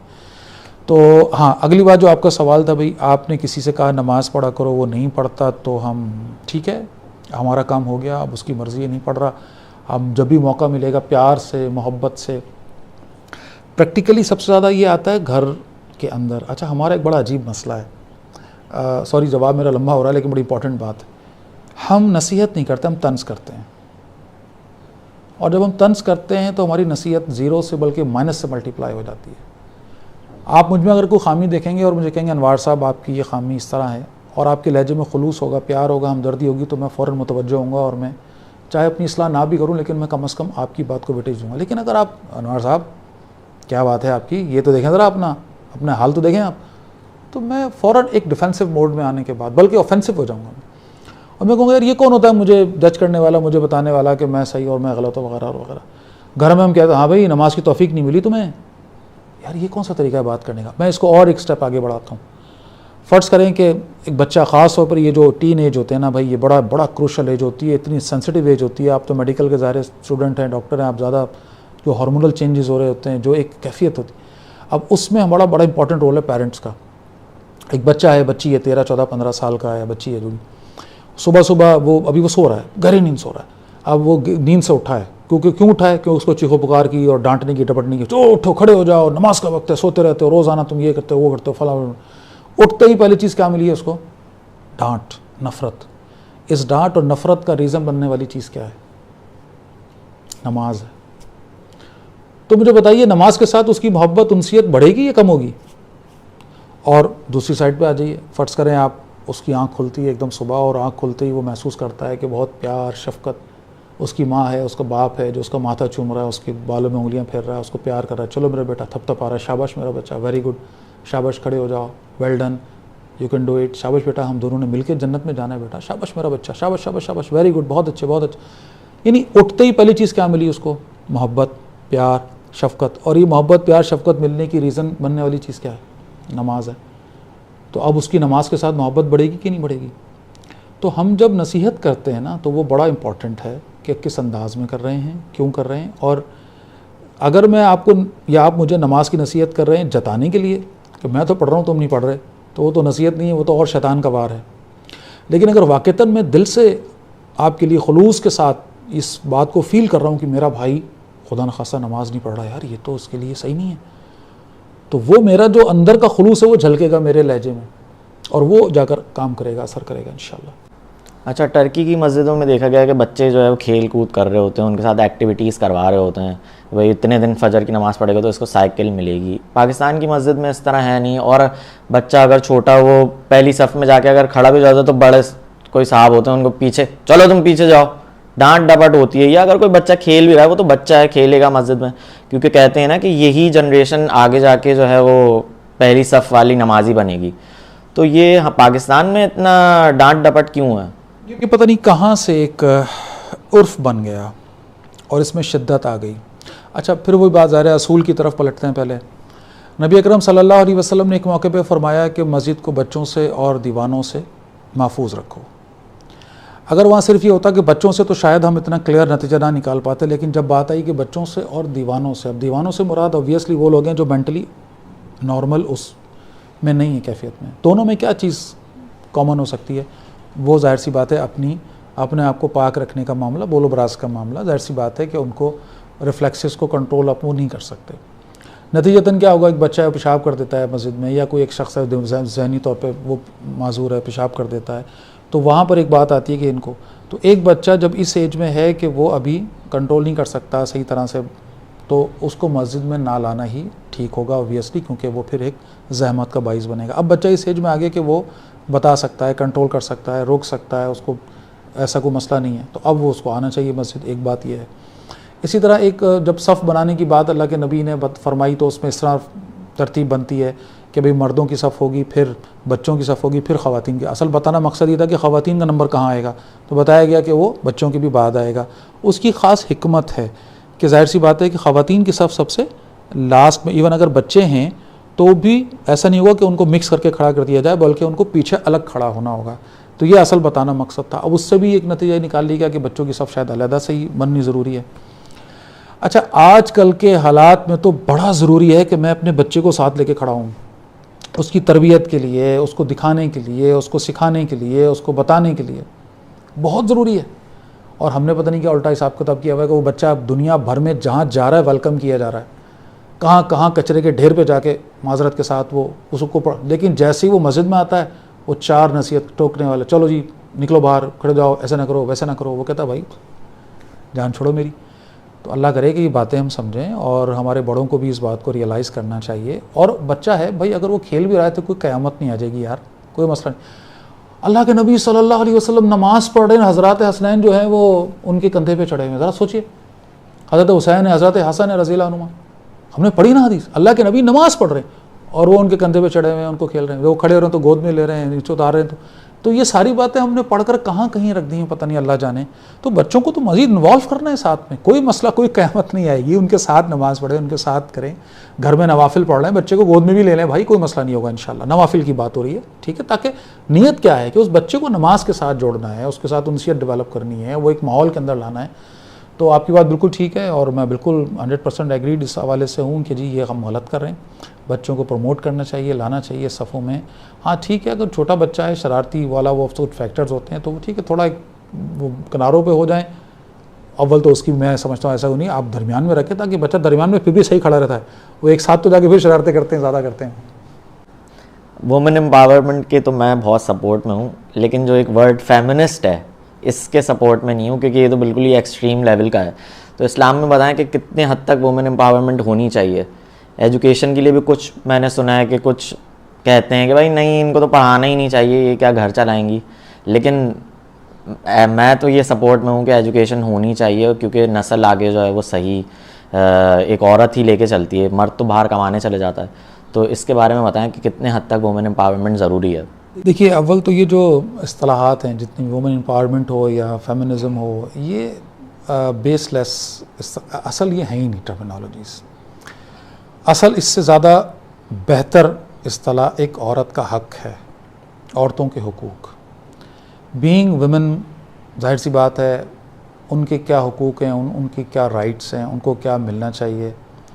تو اسلام نے بڑا کلیئر چیزوں کو رکھا ہے سامنے، ٹھیک ہے نا۔ اور اللہ تعالیٰ نے ہر رشتے میں درجات بنائے ہیں، یہ اللہ کی خاص حکمت ہے۔ شوہر اور بیوی میں اللہ نے حاکم بنایا ہے شوہر کو، ماں اور باپ میں افضل بنایا ہے ماں کو، بیٹے اور بیٹی میں افضل بنایا ہے بیٹی کو، بہن کی کفالت کرنے پر جنت کی بشارت دی ہے، خالاؤں کی کفالت کرنے پر جنت کی بشارت دی۔ ایک واحد شوہر بیوی وہ واحد ریلیشن شپ ہے جہاں پر عورت نیچے اور مرد اوپر ہے، باقی ہر جگہ پہ عورت کی عزت، اکرام، تکریم، فضائل وغیرہ وغیرہ سب کے سب، بلکہ ماں اور باپ میں تو 3 گنا کا 3 ٹائمز ماں افضل جو ہے وہ قرار دی گئی۔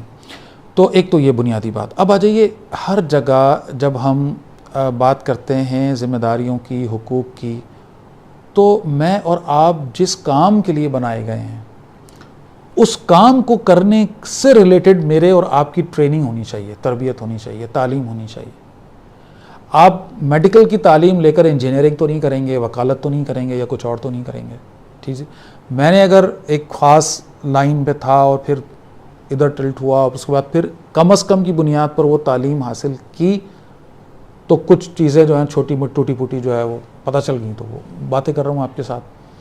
تو کسی بھی چیز میں ایکسپرٹ ہونے کے لیے اس سے ریلیٹڈ ایجوکیشن آپ کو ملنی چاہیے۔ ایک بات، ایک آئیڈیل اسلامک جو اصولوں پر بنا ہوا جو معاشرہ ہوگا، جو سوسائٹی ہوگی آئیڈیل، اس سوسائٹی کے اندر باہر کے سارے جھمیلے مرد نپٹا رہے ہیں، ٹھیک ہے، کمانا اور پوری صلاحیت کے ساتھ اپنے زیر کفالت، جس میں ظاہر ہے اس کے گھر والے میں مینلی خواتین ہیں اور بچے ہیں، ان کی ساری ضرورتوں کو پورا کرنا، ان کے ڈور سٹیپ پہ لا کے ان کی جو نیڈز ہیں ان کو رکھنا، ٹھیک ہے۔ یہ کس کا کام ہے؟ مرد کا کام ہے۔ یہ ایک آئیڈیل سچویشن ہے۔ اب آ جائیے، اس سے ایک سٹیپ آگے آتے ہیں کہ بھائی کوئی خاتون ہے اور نہیں ہے کوئی مرد اس کا کہ جو اس کا کفیل ہو، سچویشنز ہوتی ہیں، تو وہ کیا کرے؟ ٹھیک ہے، وہ پھر باہر ضرورت کے یہاں پر بنے گا معاملہ، وہ نکلے گی باہر۔ اب جب وہ باہر نکلے گی تو کرے گی کیا؟ خالی ہاتھ پیر تو نہیں مارے گی۔ تو کچھ جگہوں پر ہمیں یہ معیارات بنانے ہوں گے، سٹینڈرڈز لگانے ہوں گے کہ بھئی اچھا، اس سے پہلے سوری میں آگے بڑھ گیا، تعلیم کی بات آپ نے کی نا، تو یہ تو بڑا طے شدہ امر ہے، تعلیم تو مرد اور عورت دونوں کے لیے لازم ہے، ٹھیک ہے۔ ہاں، تعلیم کون سی؟ اگین اب آ جائیے واپس یہاں پہ، جو ملٹیپلائی ہوگی، جو نیڈ بیس ایجوکیشن ہے، جس چیز کی ضرورت ہے، ٹھیک ہے۔ آپ کو آپ کے معاشرے میں ڈاکٹرز چاہیے، ٹھیک ہے، اس کے بغیر ظاہر سی بات ہے ہماری، اور ایک خاص اینگل سے دیکھیں تو بینگ ڈاکٹر آپ ایک بہت بڑا اسلامی یا دینی فریضہ ادا کر رہے ہیں، کیونکہ یہ فرض کفایہ ہے، ایک نافع علم ہے، اگر سارے چھوڑ دیں گے سب گناہ گار ہو جائیں گے۔ اسی میں آ جائیے اگلی بات، میں اگر اپنی وائف کو ہاسپٹل لے کے جاتا ہوں تو کیا میں چاہوں گا کہ ایک میل ڈاکٹر اس کو ویلکم کرے؟ اوبویسلی نو۔ جو میرے ذہن میں حیا کا ایک پورا تصور میرے دین نے مجھے دیا ہے، میں چاہوں گا کہ ایک لیڈی ڈاکٹر ہو وہاں پہ، ایک لیڈی نرس ہو وہاں پہ، ٹھیک ہے۔ اور اسٹیپ آگے بڑھتے ہیں، ایئرپورٹ پہ ہم جا رہے ہیں تو ایئرپورٹ پہ سیکیورٹی گارڈز کھڑے ہوئے ہیں، تو اگین میری اگر گھر والے خواتین میرے ساتھ ہیں تو ان کی تلاشی کون لے گا؟ جو لیڈی واچ مین ہوگی وہاں پہ وہی لے گی نا۔ تو یہ بات کرنے کا مقصد یہ ہے کہ کچھ جگہوں پہ، کچھ پروفیشنز میں خواتین کی ضرورت یقیناً ہے۔ پھر ٹیچنگ کا شعبہ ایک بڑا امپورٹنٹ، چھوٹے بچوں کو ڈیل کرنا اور سارا، تو اس پروفیشن کے اکارڈنگ ایجوکیشن سسٹم بننا چاہیے، نمبر 1۔ اور خواتین کے لیے سلیکشن آف لائن جو ایجوکیشن کی ہے، پروفیشن کی ہے، وہ طے ہونی چاہیے۔ ہر جگہ مکس کر دینا بلا ضرورت، یہ دیکھیں معذرت کے ساتھ، شاید میری اس بات سے ہو سکتا ہے کچھ لوگ ناراض ہوں، ٹھیک ہے، کوئی بات نہیں، ہو جائیں۔ بات یہ ہے کہ اس وقت ہماری سوسائٹی میں اوورال صورتحال کیا ہے۔ اگلے 8 سے 10 سال، یہ شاید 8-10 سال میں زیادہ کہہ گیا، اس سے پہلے ہی جتنے بھی پروفیشنل سیٹ اپس ہیں ان میں کسی ایگزیکٹو پوسٹ کے لیے کوئی میل اویلیبل نہیں ہوگا آپ کے پاس۔ اس وقت کراچی یونیورسٹی کے اندر 95% لڑکیاں ہیں۔ میڈیکل کالج تو آپ مجھ سے زیادہ ایکسپیرینس رکھتے ہیں کہ وہاں پہ کیا صورتحال ہے۔ وہ شعبے، وہ ڈپارٹمنٹ جو خالص لڑکوں کے کہلاتے تھے، میتھس، فزکس اور اسپیس سائنس اور فورا، وہاں پر بھی اب 60, 70, 80% لڑکیاں ہیں۔ بزنس مینجمنٹ، اچھا اب یہ لڑکیاں، یہ خواتین جو ان پروفیشنز کے اندر آگے آ رہی ہیں، اور اب آگے آپ دیکھیں کہ جیسے میں نے عرض کیا کچھ سالوں کے بعد آپ کو اگر ایک کمپنی میں ہائر کرنا ہے کوئی مینیجر کوئی، تو آپ کے پاس 10 اپلیکیشنز میں سے 9 جو ہیں وہ خواتین کی ہوں گی، ایک شاید کسی صاحب کی ہوگی زیادہ سے زیادہ، وہ بھی شاید مجھے کم ہوتا ہوا نظر آ رہا ہے، اس لیے کہ جو ماحول اوورال بن گیا ہے، ایجوکیشن سسٹم ہمارا بن گیا ہے، اس میں آپ دیکھیں ٹاپرز ساری لڑکیاں ہوتی ہیں، ہائر رینک ساری لڑکیاں لے کر آ رہی ہیں. بھائی لڑکے کہاں جا رہے ہیں؟ ایسے کون سی مصیبت آ گئی ہے؟ ایسی کیا بربادی ہو گئی ہے؟ لڑکے اتنے ڈفر ہو گئے ہیں کیوں؟ وہ ایک علیحدہ کہانی ہے. لیکن مسئلہ کیا ہے؟ لڑکیاں ہوتی ہیں فوکسڈ، ڈسٹریکشنز ان جنرل لڑکوں کے مقابلے میں کم ہوتی ہیں، وہ آگے بڑھ جاتی ہیں، وہ میموری ریکال ان کی اچھی ہوتی ہے، وہ اچھا ایگزام دے کر ٹاپر ہو جاتی ہیں، لڑکے پیچھے رہ جاتے ہیں. اچھا اب یہ سارا ہوتے ہوتے میں صرف جو لوگ بہت زیادہ اس بات پر کرتے ہیں جی خواتین کو آگے، خواتین کو آگے، مجھے بتائیے آج سے اگر 2 4 5 6 سال بعد آپ کی سارے ایگزیکٹو پوسٹ پر عورتیں لڑکیاں عورتیں ہوں گی تو کیا آپ کے خیال میں یہ صحیح ہوگا؟ اللہ تعالیٰ نے عورت کو جس کام کے لیے بنایا ہے اسی حساب سے اس کو ڈیزائن کیا ہے، اسی حساب سے اس کو باڈی دی ہے، اسی حساب سے اس کو سوچ دی ہے. ایک عورت میڈیکل پوائنٹ آف ویو سے بات کر رہا ہوں، ہائپر ایموشنل ہوتی ہے، اس کا امیگڈلا جو ہے وہ رنکلڈ ہوتا ہے as compare to mile. Fair absorption, emotional چیزوں کو ٹیکل کرنا، یہ ایک نیچرل جو فرق ہے وہ رکھا گیا ہے، کریٹر نے رکھا ہے. اس کی وجہ یہ ہے کہ اس عورت کو ماں بننا ہے، اور ماں بننے کے لیے جو ہائپر ایموشنل پرسنالٹی ایک چاہیے ہمیں، وہ ایک عورت ہی ہو سکتی ہے. ایک باپ تو نہیں بن سکتا ماں، وہ تو نہیں راتوں کو جا سکتا بچے. ہماری ماؤں نے کتنا پین لے کر ہمیں پال کے اس قابل کیا، تو وہ ایک سمجھدار، سلجھی ہوئی، باشعور، پروفیشنلسٹ ٹائپ کوئی عورت نہیں کر سکتی. تو اللہ نے کچھ معیارات بنائے ہیں، ان معیارات کے تحت ہمیں چیزوں کو لے کے چلنا. ہر جگہ پر برابر لا کر کھڑا کریں گے تو بہت زور سے گریں گے، منہ کی کھائیں گے. اور عام صورت، آئیڈیل صورت میں نے آپ کو بتا دی، ایک عورت کو اللہ نے کہا گھر میں رہو، قرآن کی آیتیں موجود ہیں، اپنے گھروں میں ٹک کر رہو، زمانہ جاہلیت کی طرح باہر نہ نکلو، ساری چیزیں موجود ہیں قرآن کے اندر. کیوں؟ کیونکہ بہت بڑا امپورٹنٹ کام ایک عورت کو دیا گیا ہے، اگلی نسل بنانی ہے. مرد آج بناتا ہے، عورت کل بناتی ہے، فیوچر اس کے ہاتھ میں ہوتا ہے. اس کام کو اتنا لیٹ ڈاؤن، اتنا برا کر دیا گیا، اتنا کوئی لوور لیول کا کوئی کام ہی نہیں ہے کوئی.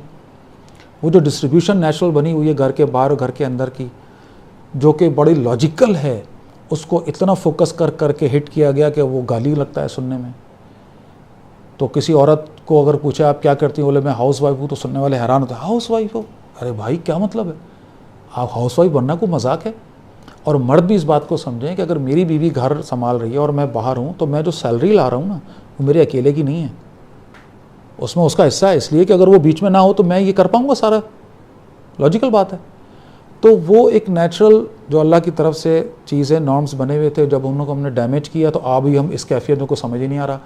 اب میں آپ سے کہوں لڑکیوں کو نہ پڑھائیں تو شاید آپ کہیں گے عجیب جاہل پاگل آدمی کیسی بات ہے. آج کل کا تو دور ہی یہ ہے کہ اس دور میں تو ممکن ہی نہیں ہے کہ آپ نہ پڑھائیں، پڑھانا پڑے گا. آگے کچھ نہ کچھ ان کو دکھانا ہے، ان کو بتانا ہے، ان کو دینا ہے. تو اللہ کرے کہ ہم اسلامی معاشرہ ریگین کریں، وہ سچویشن دوبارہ ہمارے سامنے آئے، آئیڈیل سچویشن جہاں پر ایک عورت واقعتاً ایک عزت اور ایک تعظیم اور ایک معیار اس کو جو اللہ نے دیا ہے، جو وہ اس وقت پہنچے تو اس کو اندازہ ہو کہ گھر میں رہنے میں اس کی کتنی عافیت ہے، کتنی آسانی ہے. اللہ نے یہ بلیسنگ ہے، نعمت ہے جو اس کو دی ہے، جو اپنے پاؤں کی طرح وہ روند کر اپنی بیوقوفی میں اپنے پاپے کو لاڑی مار رہی ہے. تو یہ فیمنزم اور یہ سب چیزیں تو پتہ نہیں کیا ہیں، اور ان کی میں نے بھی بہت پڑھا، بہت لوگوں کو سنا، میرے تو کچھ سمجھ نہیں آتا یہ کیا کرنا چاہ رہے ہیں، کیا سمجھنا چاہ رہے ہیں، کیا پاگل پن ہے یہ. تو اپنا اپنا رول ہے جی، دونوں نے ادا کرنا ہے، وہ رول پلے کریں گے تو فیملی آگے چلے گی. بس کوئی عورت اگر بزنس کرنا چاہتی ہے، بزنس وومن بننا چاہتی ہے، تو اس پہ پھر وہ یہ کہتی ہے کہ بھائی حضرت ختیجہ کا بھی تو بزنس تھا، اس وقت پھر وہ چلاتی تھی، تو اب کیوں لوگ منع کرتے ہیں کہ وہ بزنس وومن نہیں بن سکتی؟ حضرت خدیجہ رضی اللہ تعالیٰ عنہ کا بزنس تھا، اور جب رسول اللہ صلی اللہ علیہ وسلم سے آپ کا نکاح ہو گیا تو پھر کیا کیا انہوں نے اپنا سارا بزنس، سارا مال، ساری جو کچھ تھا وہ حضور کے حوالے کر دیا. پھر آپ نے حضرت خدیجہ نے نہ کوئی تجارت کی، نہ کوئی بزنس کیا. پہلی بنیادی اس اعتراض کے حوالے سے عرض کر رہا ہوں ایک بات. دوسری بات دیکھیں، عورت کا بزنس ویمن بننا اٹس ناٹ این ایشو. اگر وہ اسلام کی دیے ہوئے تقاضوں کو پورا کرتے ہوئے، ان نارمز کو پورا کرتے ہوئے، اس سرکل، اس دائرے میں رہتے ہوئے کرتی ہے تو کوئی مسئلہ نہیں ہے. پچھلے سوال میں نے آپ سے عرض کیا کہ کچھ جابز ہیں ایسی جہاں پر ہمیں خواتین چاہیے ہی چاہیے، تو وہ اس چاہے وہ لباس کا تقاضا ہو، وہ حیا کا تقاضا ہو، وہ جو بھی نارمز اللہ نے دیے ہیں، جو بھی ایک جو کوڈ دیا ہے اللہ تعالیٰ نے، اس کے تحت وہ چل رہی ہے تو کر سکتے، کوئی مسئلہ نہیں ہے. عورت کا بزنس وومن بننا تو بڑا مسئلہ نہیں ہے کوئی، وہ بن سکتی ہے، کاروبار بھی کر سکتی ہے، لیکن کوئی حدود پامال نہیں ہوں گی وہ.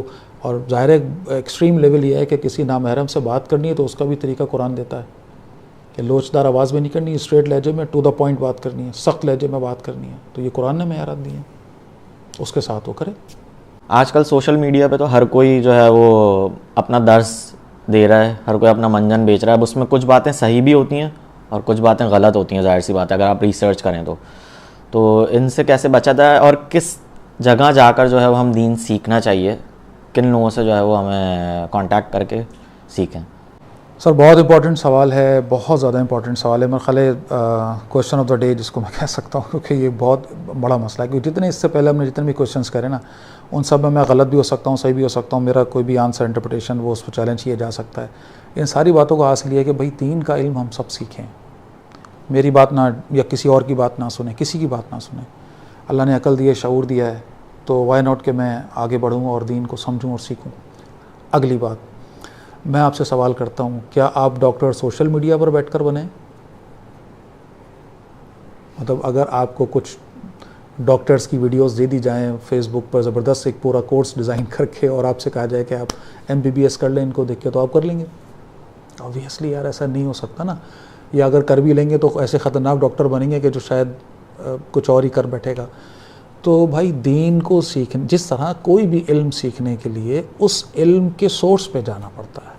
آپ کو میڈیکل کالج جانا پڑا یا مجھے یونیورسٹی جانا پڑا یا کسی اور کو کہیں بھی جہاں بھی ہم وہ، تو اسی طرح اس کے اوریجن کی طرف، اس کے ریسورس کی طرف آپ جائیں گے. ٹھیک ہے، بنیاد یہی ہے. ہاں اب ہر آدمی کے بس کی تو بات نہیں ہے کہ وہ دین کا علم سیکھنے کسی دینی مدرسے میں، ادارے میں اور اس کی طرف جائے. تو کیا کرے؟ تو بھائی ہماری اصل قرآن ہے اور حدیث ہے، تو قرآن کے ساتھ جڑیں، قرآن کے ساتھ وابستہ ہوں، قرآن کی محافل کے اندر شرکت ہو، قرآن کو سمجھنے سمجھانے کے جو بھی نارمز ہیں ان کو پورا کیا جائے، اور خود دیکھیں قرآن کی آیات کیا کہہ رہی ہیں. اس کے لیے کچھ معیارات ہیں، کچھ سمجھنے کی چیزیں ہیں، ان کو ہم پورا کریں. قرآن کی زبان سیکھیں، کتنی ہی تفاسیر قرآن کی لکھی گئی ہیں، ان کو دیکھیں، اسٹڈی کریں، پڑھیں. ٹھیک ہے، تو کتابیں پڑھنا، پھر اسی طرح ٹیچر ہونا بہرحال ضروری ہے. ٹیچر کون ہوگا؟ ایک بڑی لاجیکل بات ہے. سوشل میڈیا پہ تو پتہ نہیں کتنے کون کیا کیا بیٹھا ہے. کسی کی بات سن کے آپ کنفیوز ہو رہے ہیں یا آپ کی کنفیوژن دور ہو رہی ہے، یہ بڑا سیدھا سا کرائٹیریا ہے. اور نمبر 2، ایک آدمی اگر یہ کہتا ہے کہ میں آج آ کر بتاؤں گا آپ کو کہ کیا صحیح کیا غلط، اس سے پہلے جتنے لوگ تھے وہ تو جھک مار رہے تھے، وہ سب پاگل تھے. یعنی 1400 سال سے یہ دین لاوارث تھا، نامعقول لوگوں کے ہاتھ میں تھا. میں آج آیا ہوں 1450 سال کے بعد اچانک کہیں سے نکل کے، اور اب میں بتا رہا ہوں آپ کو کہ کیا صحیح اور کیا غلط، اور یہ جو کہہ رہے ہیں سب بکواس ہے. یہ تو تب دیکھ خود سوچیں یار، کیا پاگل پن کی بات ہے. دیکھیں شخصی برائیاں اپنی جگہ، کوئی بھی شخص، کوئی بھی، چاہے وہ ڈاکٹر ہے، وکیل ہے، ٹیچر ہے، مولوی ہے، فلاں ہے، فلاں ہے، فلاں ہے، شخصی برائیاں. ہم سب کم زیادہ تھوڑا بہت اوپر نیچے ہو سکتے ہیں، میرے اندر برائی ہو سکتی ہے، آپ کے اندر ہو سکتی ہے، لیکن ایک پورا نظام چلتا چلا آ رہا ہے. الحمدللہ ہمارے علماء بڑی محنت سے اس دین کو بچا کر، سیو کر کے، اپنے سینوں میں اپنی زندگیاں لگا کر ہم تک لے کر آئے ہیں. اور جہاں برے لوگ ہیں وہاں بہت اچھے اچھے لوگ بھی، ہر جگہ جیسے ہر فیلڈ میں ہوتے ہیں وہ یہاں بہرحال ہے. ٹھیک ہے، علماء سو ہیں، علماء حق ہیں، علماء حق تک پہنچیں. ٹھیک ہے، ان کو ریچ آؤٹ کریں، ان کو تھوڑا سا ایکسپلور کریں، دیکھیں، اور معیار قرآن و سنت کو بنائیں. نمبر 1. نمبر 2، یہ جو تھرل والی کیفیت آج کل ہے نا، سنسنی والی ریٹنگز، یعنی آج کل تو مسئلہ یہ ہے کہ بات ایسی کرو کہ وائرل ہو جائے، لائکس آ جائیں. تو وہ بات سیدھے سیدھے طریقے سے تو ہو نہیں سکتی، کچھ نہ کچھ تو گھما پھرا کے لانا پڑے گا، کوئی ایسی نئی چیز ڈالنی پڑے گی. تو خدا را اس بات کو سمجھیں اور پہچانیں. تو بہرحال جی، اسی سوشل میڈیا پر بڑے اچھے اچھے کلپس ہیں، بڑے اچھے اچھے لوگ ہیں، بڑے علماء، بڑے سمجھدار لوگ ہیں، وہ بھی بات کر رہے ہیں. تو بات کو سنیں، جج کریں اور اچھی طرح سمجھ لیں دین لاوارث نہیں ہے. دین کو اللہ تعالیٰ نے محفوظ کیا ہے قیامت تک، الحمدللہ. نہ یہ لاوارث تھا، نہ ہے اور نہ کبھی رہے گا. تھوڑا سا محنت کریں، تھوڑی سی ایفرٹ کریں، باہر نکلیں، سیکھیں، سمجھیں، عقل استعمال کریں، شعور استعمال کریں، انشاءاللہ اللہ تعالیٰ حق تک پہنچا دیں گے. کنفیوز ہونے کی ضرورت نہیں ہے. اور یہ 2 منٹ کے جو بن کے علامہ آ گئے ہیں، خدا کے لیے ان سے بچیں. بچنے سے میری مراد یہ ہے کہ ان کی بات سنیں. کوئی بات اچھی ہے قرآن و سنت کے اکارڈنگ ہے تو الحمدللہ بالکل ٹھیک ہے، لیکن وہ آ کر ایک عجیب نئی بات کر دے، ٹھیک ہے، اور وہ ایک عجیب سیناریو بے تکی مباحث کے اندر لگایا ہوا ہے جن کا نہ دنیا میں کوئی لینا دینا ہے، نہ آخرت میں کوئی لینا دینا ہے. تو اور جو چیزیں بالکل کلیئر ہیں، مثال کے طور پر نماز کی ہم نے بات کی.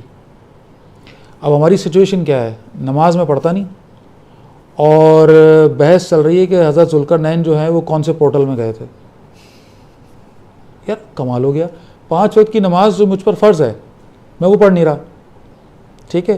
قرآن میں نے کبھی اس کا ایک رکوع کا ترجمہ کبھی نہیں پڑھا زندگی کے اندر، ٹھیک ہے جی. یعنی بڑے کلیئر چیزیں ہیں نا یار. اور میں لگا ہوں بحث کرنے میں کہ یہ کہاں سے کہاں خواہ. تو یہ بس میں عرض کر رہا ہوں کہ جو چیزیں کلیئر ہیں وہ ان پہ عمل تو ہم کریں نا یار. 95% سچ بولنا ہے، دیانتداری کرنی ہے، لوگوں کے حقوق دینے ہیں، اچھا اخلاق کرنا ہے، نماز پڑھنی ہے، روزہ رکھنا ہے. بھائی یہ سارے کام کرنے ہیں. پڑوسیوں کے حقوق ہیں، ماں باپ کے حقوق ہیں. ماں باپ کو شکل نہیں دکھا رہے، ان کو ترسا کے رکھا ہوا ہے، علامہ بنے بیٹھے ہوئے ہیں، پتہ نہیں کہاں کیا کیا باتیں کر رہے ہیں. تو جو چیزیں کلیئر ہیں ان کو ہم پکڑیں گے انشاءاللہ. تو تھوڑی سی اگر کہیں کوئی ایمبیگوٹی ہے بھی، تھوڑی بہت کہیں کوئی گرد ہے تو ہٹ جائے گی انشاءاللہ.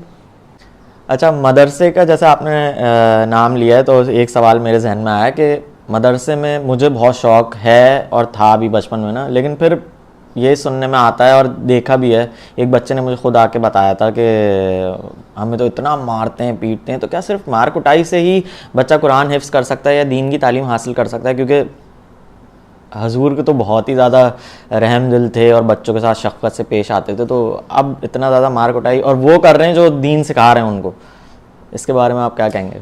اصل میں ایک چیز ہٹ کے میں آپ کو عرض کر دوں کہ یہ مار کٹائی کرنے والے جو ہوتے ہیں نا، یہ علماء نہیں ہوتے، یہ ذہن میں رکھیے گا. یہ عموماً وہ اساتذہ ہیں جو حفظ کروا رہے ہوتے ہیں یا جو، اور ان میں سے اکثریت علوم دینیہ حاصل نہیں کیے ہوئے ہوتی.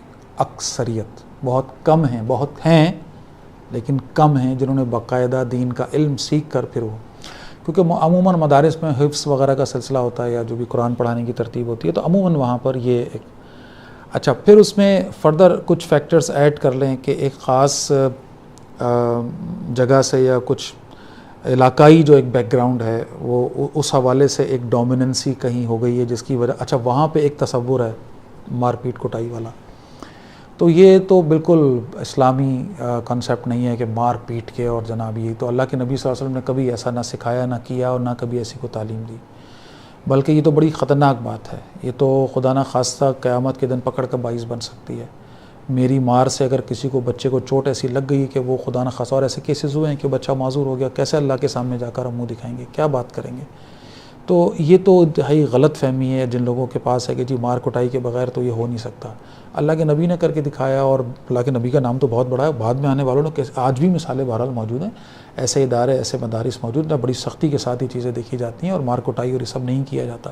تو جو لوگ کرتے ہیں اللہ کرے کہ ان کو عقل آئے، سمجھ آئے، وہ ایسی بیوقوفیاں نہ کریں. باقی ہمارا یہ مسئلہ جو ہے نا وہ اگین ہیومن سائیکالوجی میرا سبجیکٹ ہے تو میں پھر گھوم پھر کے وہیں جاتا ہوں. اس ریجن کا مسئلہ یہ ہے، ٹھیک ہے. میں آپ سے سوال کر رہا ہوں، آپ مجھ سے کہہ رہے ہیں جی مدرسے میں مار کٹائی ہوتی ہے. مدرسے میں ایک قاری ہے جو بچپن سے مار کٹائی کر سہتے بڑا ہوا ہے، اس کا علوم دینیہ سے کوئی لمبا چوڑا لینا دینا نہیں ہے، صرف حلیہ ہے اپنی جگہ، قرآن اس نے حفظ کیا ہے، سیکھا، وہ سکھا رہا ہے، مار رہا ہے، کوئی تو مارجن اس کو دیں گے. یہ پڑھی لکھی سمجھدار باشعور عورتیں اپنے بچوں کو جو پیٹتی ہیں صبح شام، اس کو کہاں فٹ کریں گے؟ اب آپ کہنے جی ایسا نہیں ہوتا، سر رہنے دیں، ہر دوسرے گھر میں ایسا ہوتا ہے، ہر دوسرے گھر میں اچھے خاصی پڑھی لکھی عورت ہے بھائی، وہ بچے کو لگی ہوتی ہے پٹاخ پٹاخ چٹاخ چٹاخ. یہ اس کی کیا جسٹیفیکیشن ہے؟ کوئی ہے؟ بھائی مار تو آپ بھی بچے کو رہے ہو نا، والد مار رہا ہے، والدہ مار رہی ہے، اور تھپڑ مار رہے ہیں، اور جو بھی ایکس وائی زیڈ. تو اس کو ہم کیوں نہیں ڈسکس کرتے؟ اس کو ہم کیوں نہیں یہاں لاتے کہ بھئی یہ کیوں ہو رہا ہے, یہ جہالت کیوں ہوئی؟ چھوٹا سا بچہ, معصوم سا بچہ, اور پٹ کس طرح ہے؟ انہی سے پٹ رہا ہے جو سب سے بڑی آغوش ہے ان کے لیے. اس نے غلطی کی ہے تو اس کو سمجھاؤ, بتاؤ. نہیں جی لگے ہوئے ہیں اس کو مار پیٹ. ٹھیک ہے کوئی ایکسٹریم ہو سکتا ہوگا, ٹھیک ہے, بینگ پیرنٹ میں ریئلائز کر سکتا ہوں جی ایسا کوئی ایکسٹریم معاملہ ہوا بچے کو, جی آپ کو سمجھانے کے لیے کوئی ہلکا پھلکا چپت. اور اللہ کے نبی نے تو مارنے کے حوالے سے جہاں کہیں بات آئی ہے تو اس کے کیسے سٹینڈرڈز بنائے بھائی. منہ پہ مارنا منع فرمایا, جسم کے نازک حصوں پہ مارنے سے منع فرمایا, ایسی چوٹ مارنے سے منع فرمایا کہ جس سے نشان رہ جائے, ساری باتیں. تو یہ تو پاگل پن ہے, ہمارے ریجن کا بھی مسئلہ ہے, کچھ ہمارے نفسیات کا مسئلہ ہے. یہ مار کٹائی اور ڈانٹ ڈپٹ چیخنا چلانا, اس کا پھر وہ جا کر کے سارا نکلتا ہے وہاں مدرسوں کے اندر پھر, اور اس کا ہمیں نظر آتا ہے سارا, جس پر ہم بہرحال پریشان بھی ہوتے ہیں. تو اللہ کرے کہ یہ اوورآل سوچ تبدیل ہو اور اس تشدد بھری اس لائف سٹائل سے ہم سب نکلیں اور انسانیت کی طرف آئیں. بہت سارے لوگ کہتے ہیں کہ بھائی آرگن ڈونیشن جو ہے وہ کر دینی چاہیے, کہ مرنے کے بعد جو ہے وہ اپنا ایک وصیت لکھوا دیں کہ بھائی آرگن جو ہے وہ ڈونیٹ کر سکتے ہیں تاکہ کسی کا فائدہ ہو. تو اس کے بارے میں اسلام کیا کہتا ہے؟ دیکھیں ان جنرل تو یہ چیز صحیح نہیں ہے, اس کے حوالے سے دلائل موجود ہیں اور بڑے واضح انداز میں فتاوی بھی موجود ہیں. اس ساری چیز کو پروموٹ نہیں کیا گیا, اس کے پیچھے ریزنز ہیں, ظاہر ہے اس کے پیچھے حکمتیں موجود ہیں. اور ایک براڈر پرسپیکٹو میں اگر آپ دیکھیں گے تو اس ساری چیز کا کوئی اچھا فائدہ ہوتا وہ بہرحال نظر نہیں آئے گا, کیونکہ یہ اگر ٹرینڈ بن گیا تو پھر اس کے کچھ اور کانسیکوینسز جو ہمیں بھگتنے پڑیں گے, مسائل بہرحال بڑھیں گے. ٹھیک ہے, میں شارٹ کر کے بات کو, اس میں بہرحال بن سکتی ہے گنجائش, نیڈ بیس ڈپینڈ کرے گا بہت سارے فیکٹرز اور بہت ساری چیزوں پر. جیسے مثال کے طور پر خون دینا ایک زمانے تک تھوڑا سا ایک وہ تھا کویشچنیبل, پھر اس کے لیے ایک گنجائش بن گئی اور اب الحمدللہ بلڈ ڈونیشن کوئی اتنا بڑا ایشو نہیں ہے اور کوئی فتویٰ اس کے خلاف نہیں ہے. اسی طرح اگر آپ ٹرانسپلانٹیشن کی جب بات کرتے ہیں, لیور ٹرانسپلانٹ وغیرہ کے حوالے سے, کڈنی ٹرانسپلانٹ کی ہم بات کر رہے ہوتے ہیں, تو وہاں پر بھی یہ ایک ترتیب بنی ہوئی ہے اور وہاں کوئی اتنا بڑا کوئی مسئلہ نہیں ہے. تو ایک شخص کو ضرورت ہے, اس ضرورت کے تحت سرچنگ ہوئی اور کوئی ڈونر ہو گیا, ایک ریسیپینٹ ہو گیا اور معاملہ ہو گیا. یہ تو ایک سچویشن ہے جو کہ کوئی اب بڑا مسئلہ نہیں ہے. لیکن یہ کہ ایک شخص مرتے ہوئے وصیت کر جائے کہ میرے آرگنز کو ڈونیٹ کر دینا, اس میں پھر مسائل آئیں گے, اس میں اونرشپ کے مسائل آئیں گے, اس میں لیگیلٹی کے مسائل آئیں گے, اس میں آپ کے جو کاسٹ ہے وہ بڑا اس کے اندر جو ہے وہ فیکٹر پروڈیوس کر, مطلب ایک ہے کہ جو آئے گا, اس کو پریزرو کرنا, اس کو رکھنا, پھر کون اس کو لے گا, کیا کرے گا. پھر ایک آپ کو پتہ ہے یہاں تو صورتحال کیا ہے کہ وہ اغوا کر کے بچوں کے اور لوگوں کی کڈنیز کو نکال کر بیچا جا رہا ہوتا ہے اور کیا کچھ کیا جا رہا ہوتا ہے. اگر آپ یہ سارا سسٹم شروع کر دیں تو پھر مجھے بتائیے اس کو کہاں روکیں گے آپ؟ کرپشن جس لیول پر ہے اور جو ہے, تو یہ میرے ایک آدھ میں نے رخ دکھایا ہے, اس کے اور بہت سارے ملٹیپل چیزیں ہو سکتی ہیں. اور آخری بات یہ ہے کہ یہ اچھی طرح ذہن میں رہے کہ ہم اونر نہیں ہیں اس باڈی کے, یہ اللہ کی امانت ہے جو اللہ نے ہمیں دی ہے. تو کوئی بھی فیصلہ ہم ایسے نہیں کر سکتے اس کے بارے میں کہ میری چیزیں میں جو چاہوں اس کے ساتھ کروں, یہ ہمارا حق نہیں ہے. ہاں اب طریقہ کار کیا ہوگا کہ اس اسپیسیفک کوشچن کو ہم لے کے جائیں گے ان کے پاس کہ جو ایکسپرٹ ہیں اس معاملے کے کہ دین ہمیں اس میں کیا ہدایت دیتا ہے. وہ مفتیان کرام ہیں, وہ دیکھیں گے, حالات دیکھیں گے, حالات آج کل کی ضرورت کو دیکھیں گے, چیزوں کو مشورہ کریں گے قرآن و سنت کی روشنی میں, پھر وہ فیصلہ کریں گے کہ ہاں بھئی یہ ہونا چاہیے کہ نہیں ہونا چاہیے. چلیں, تھینک یو سو مچ کہ آپ آئے, آپ نے اپنا وقت دیا اور بہت کچھ ہمیں سیکھنے کو ملا. انشاءاللہ پھر ابھی کچھ ہوگا تو پھر میں آپ کو دعوت دوں گا. بہت شکریہ. بہت شکریہ, جزاک اللہ خیر.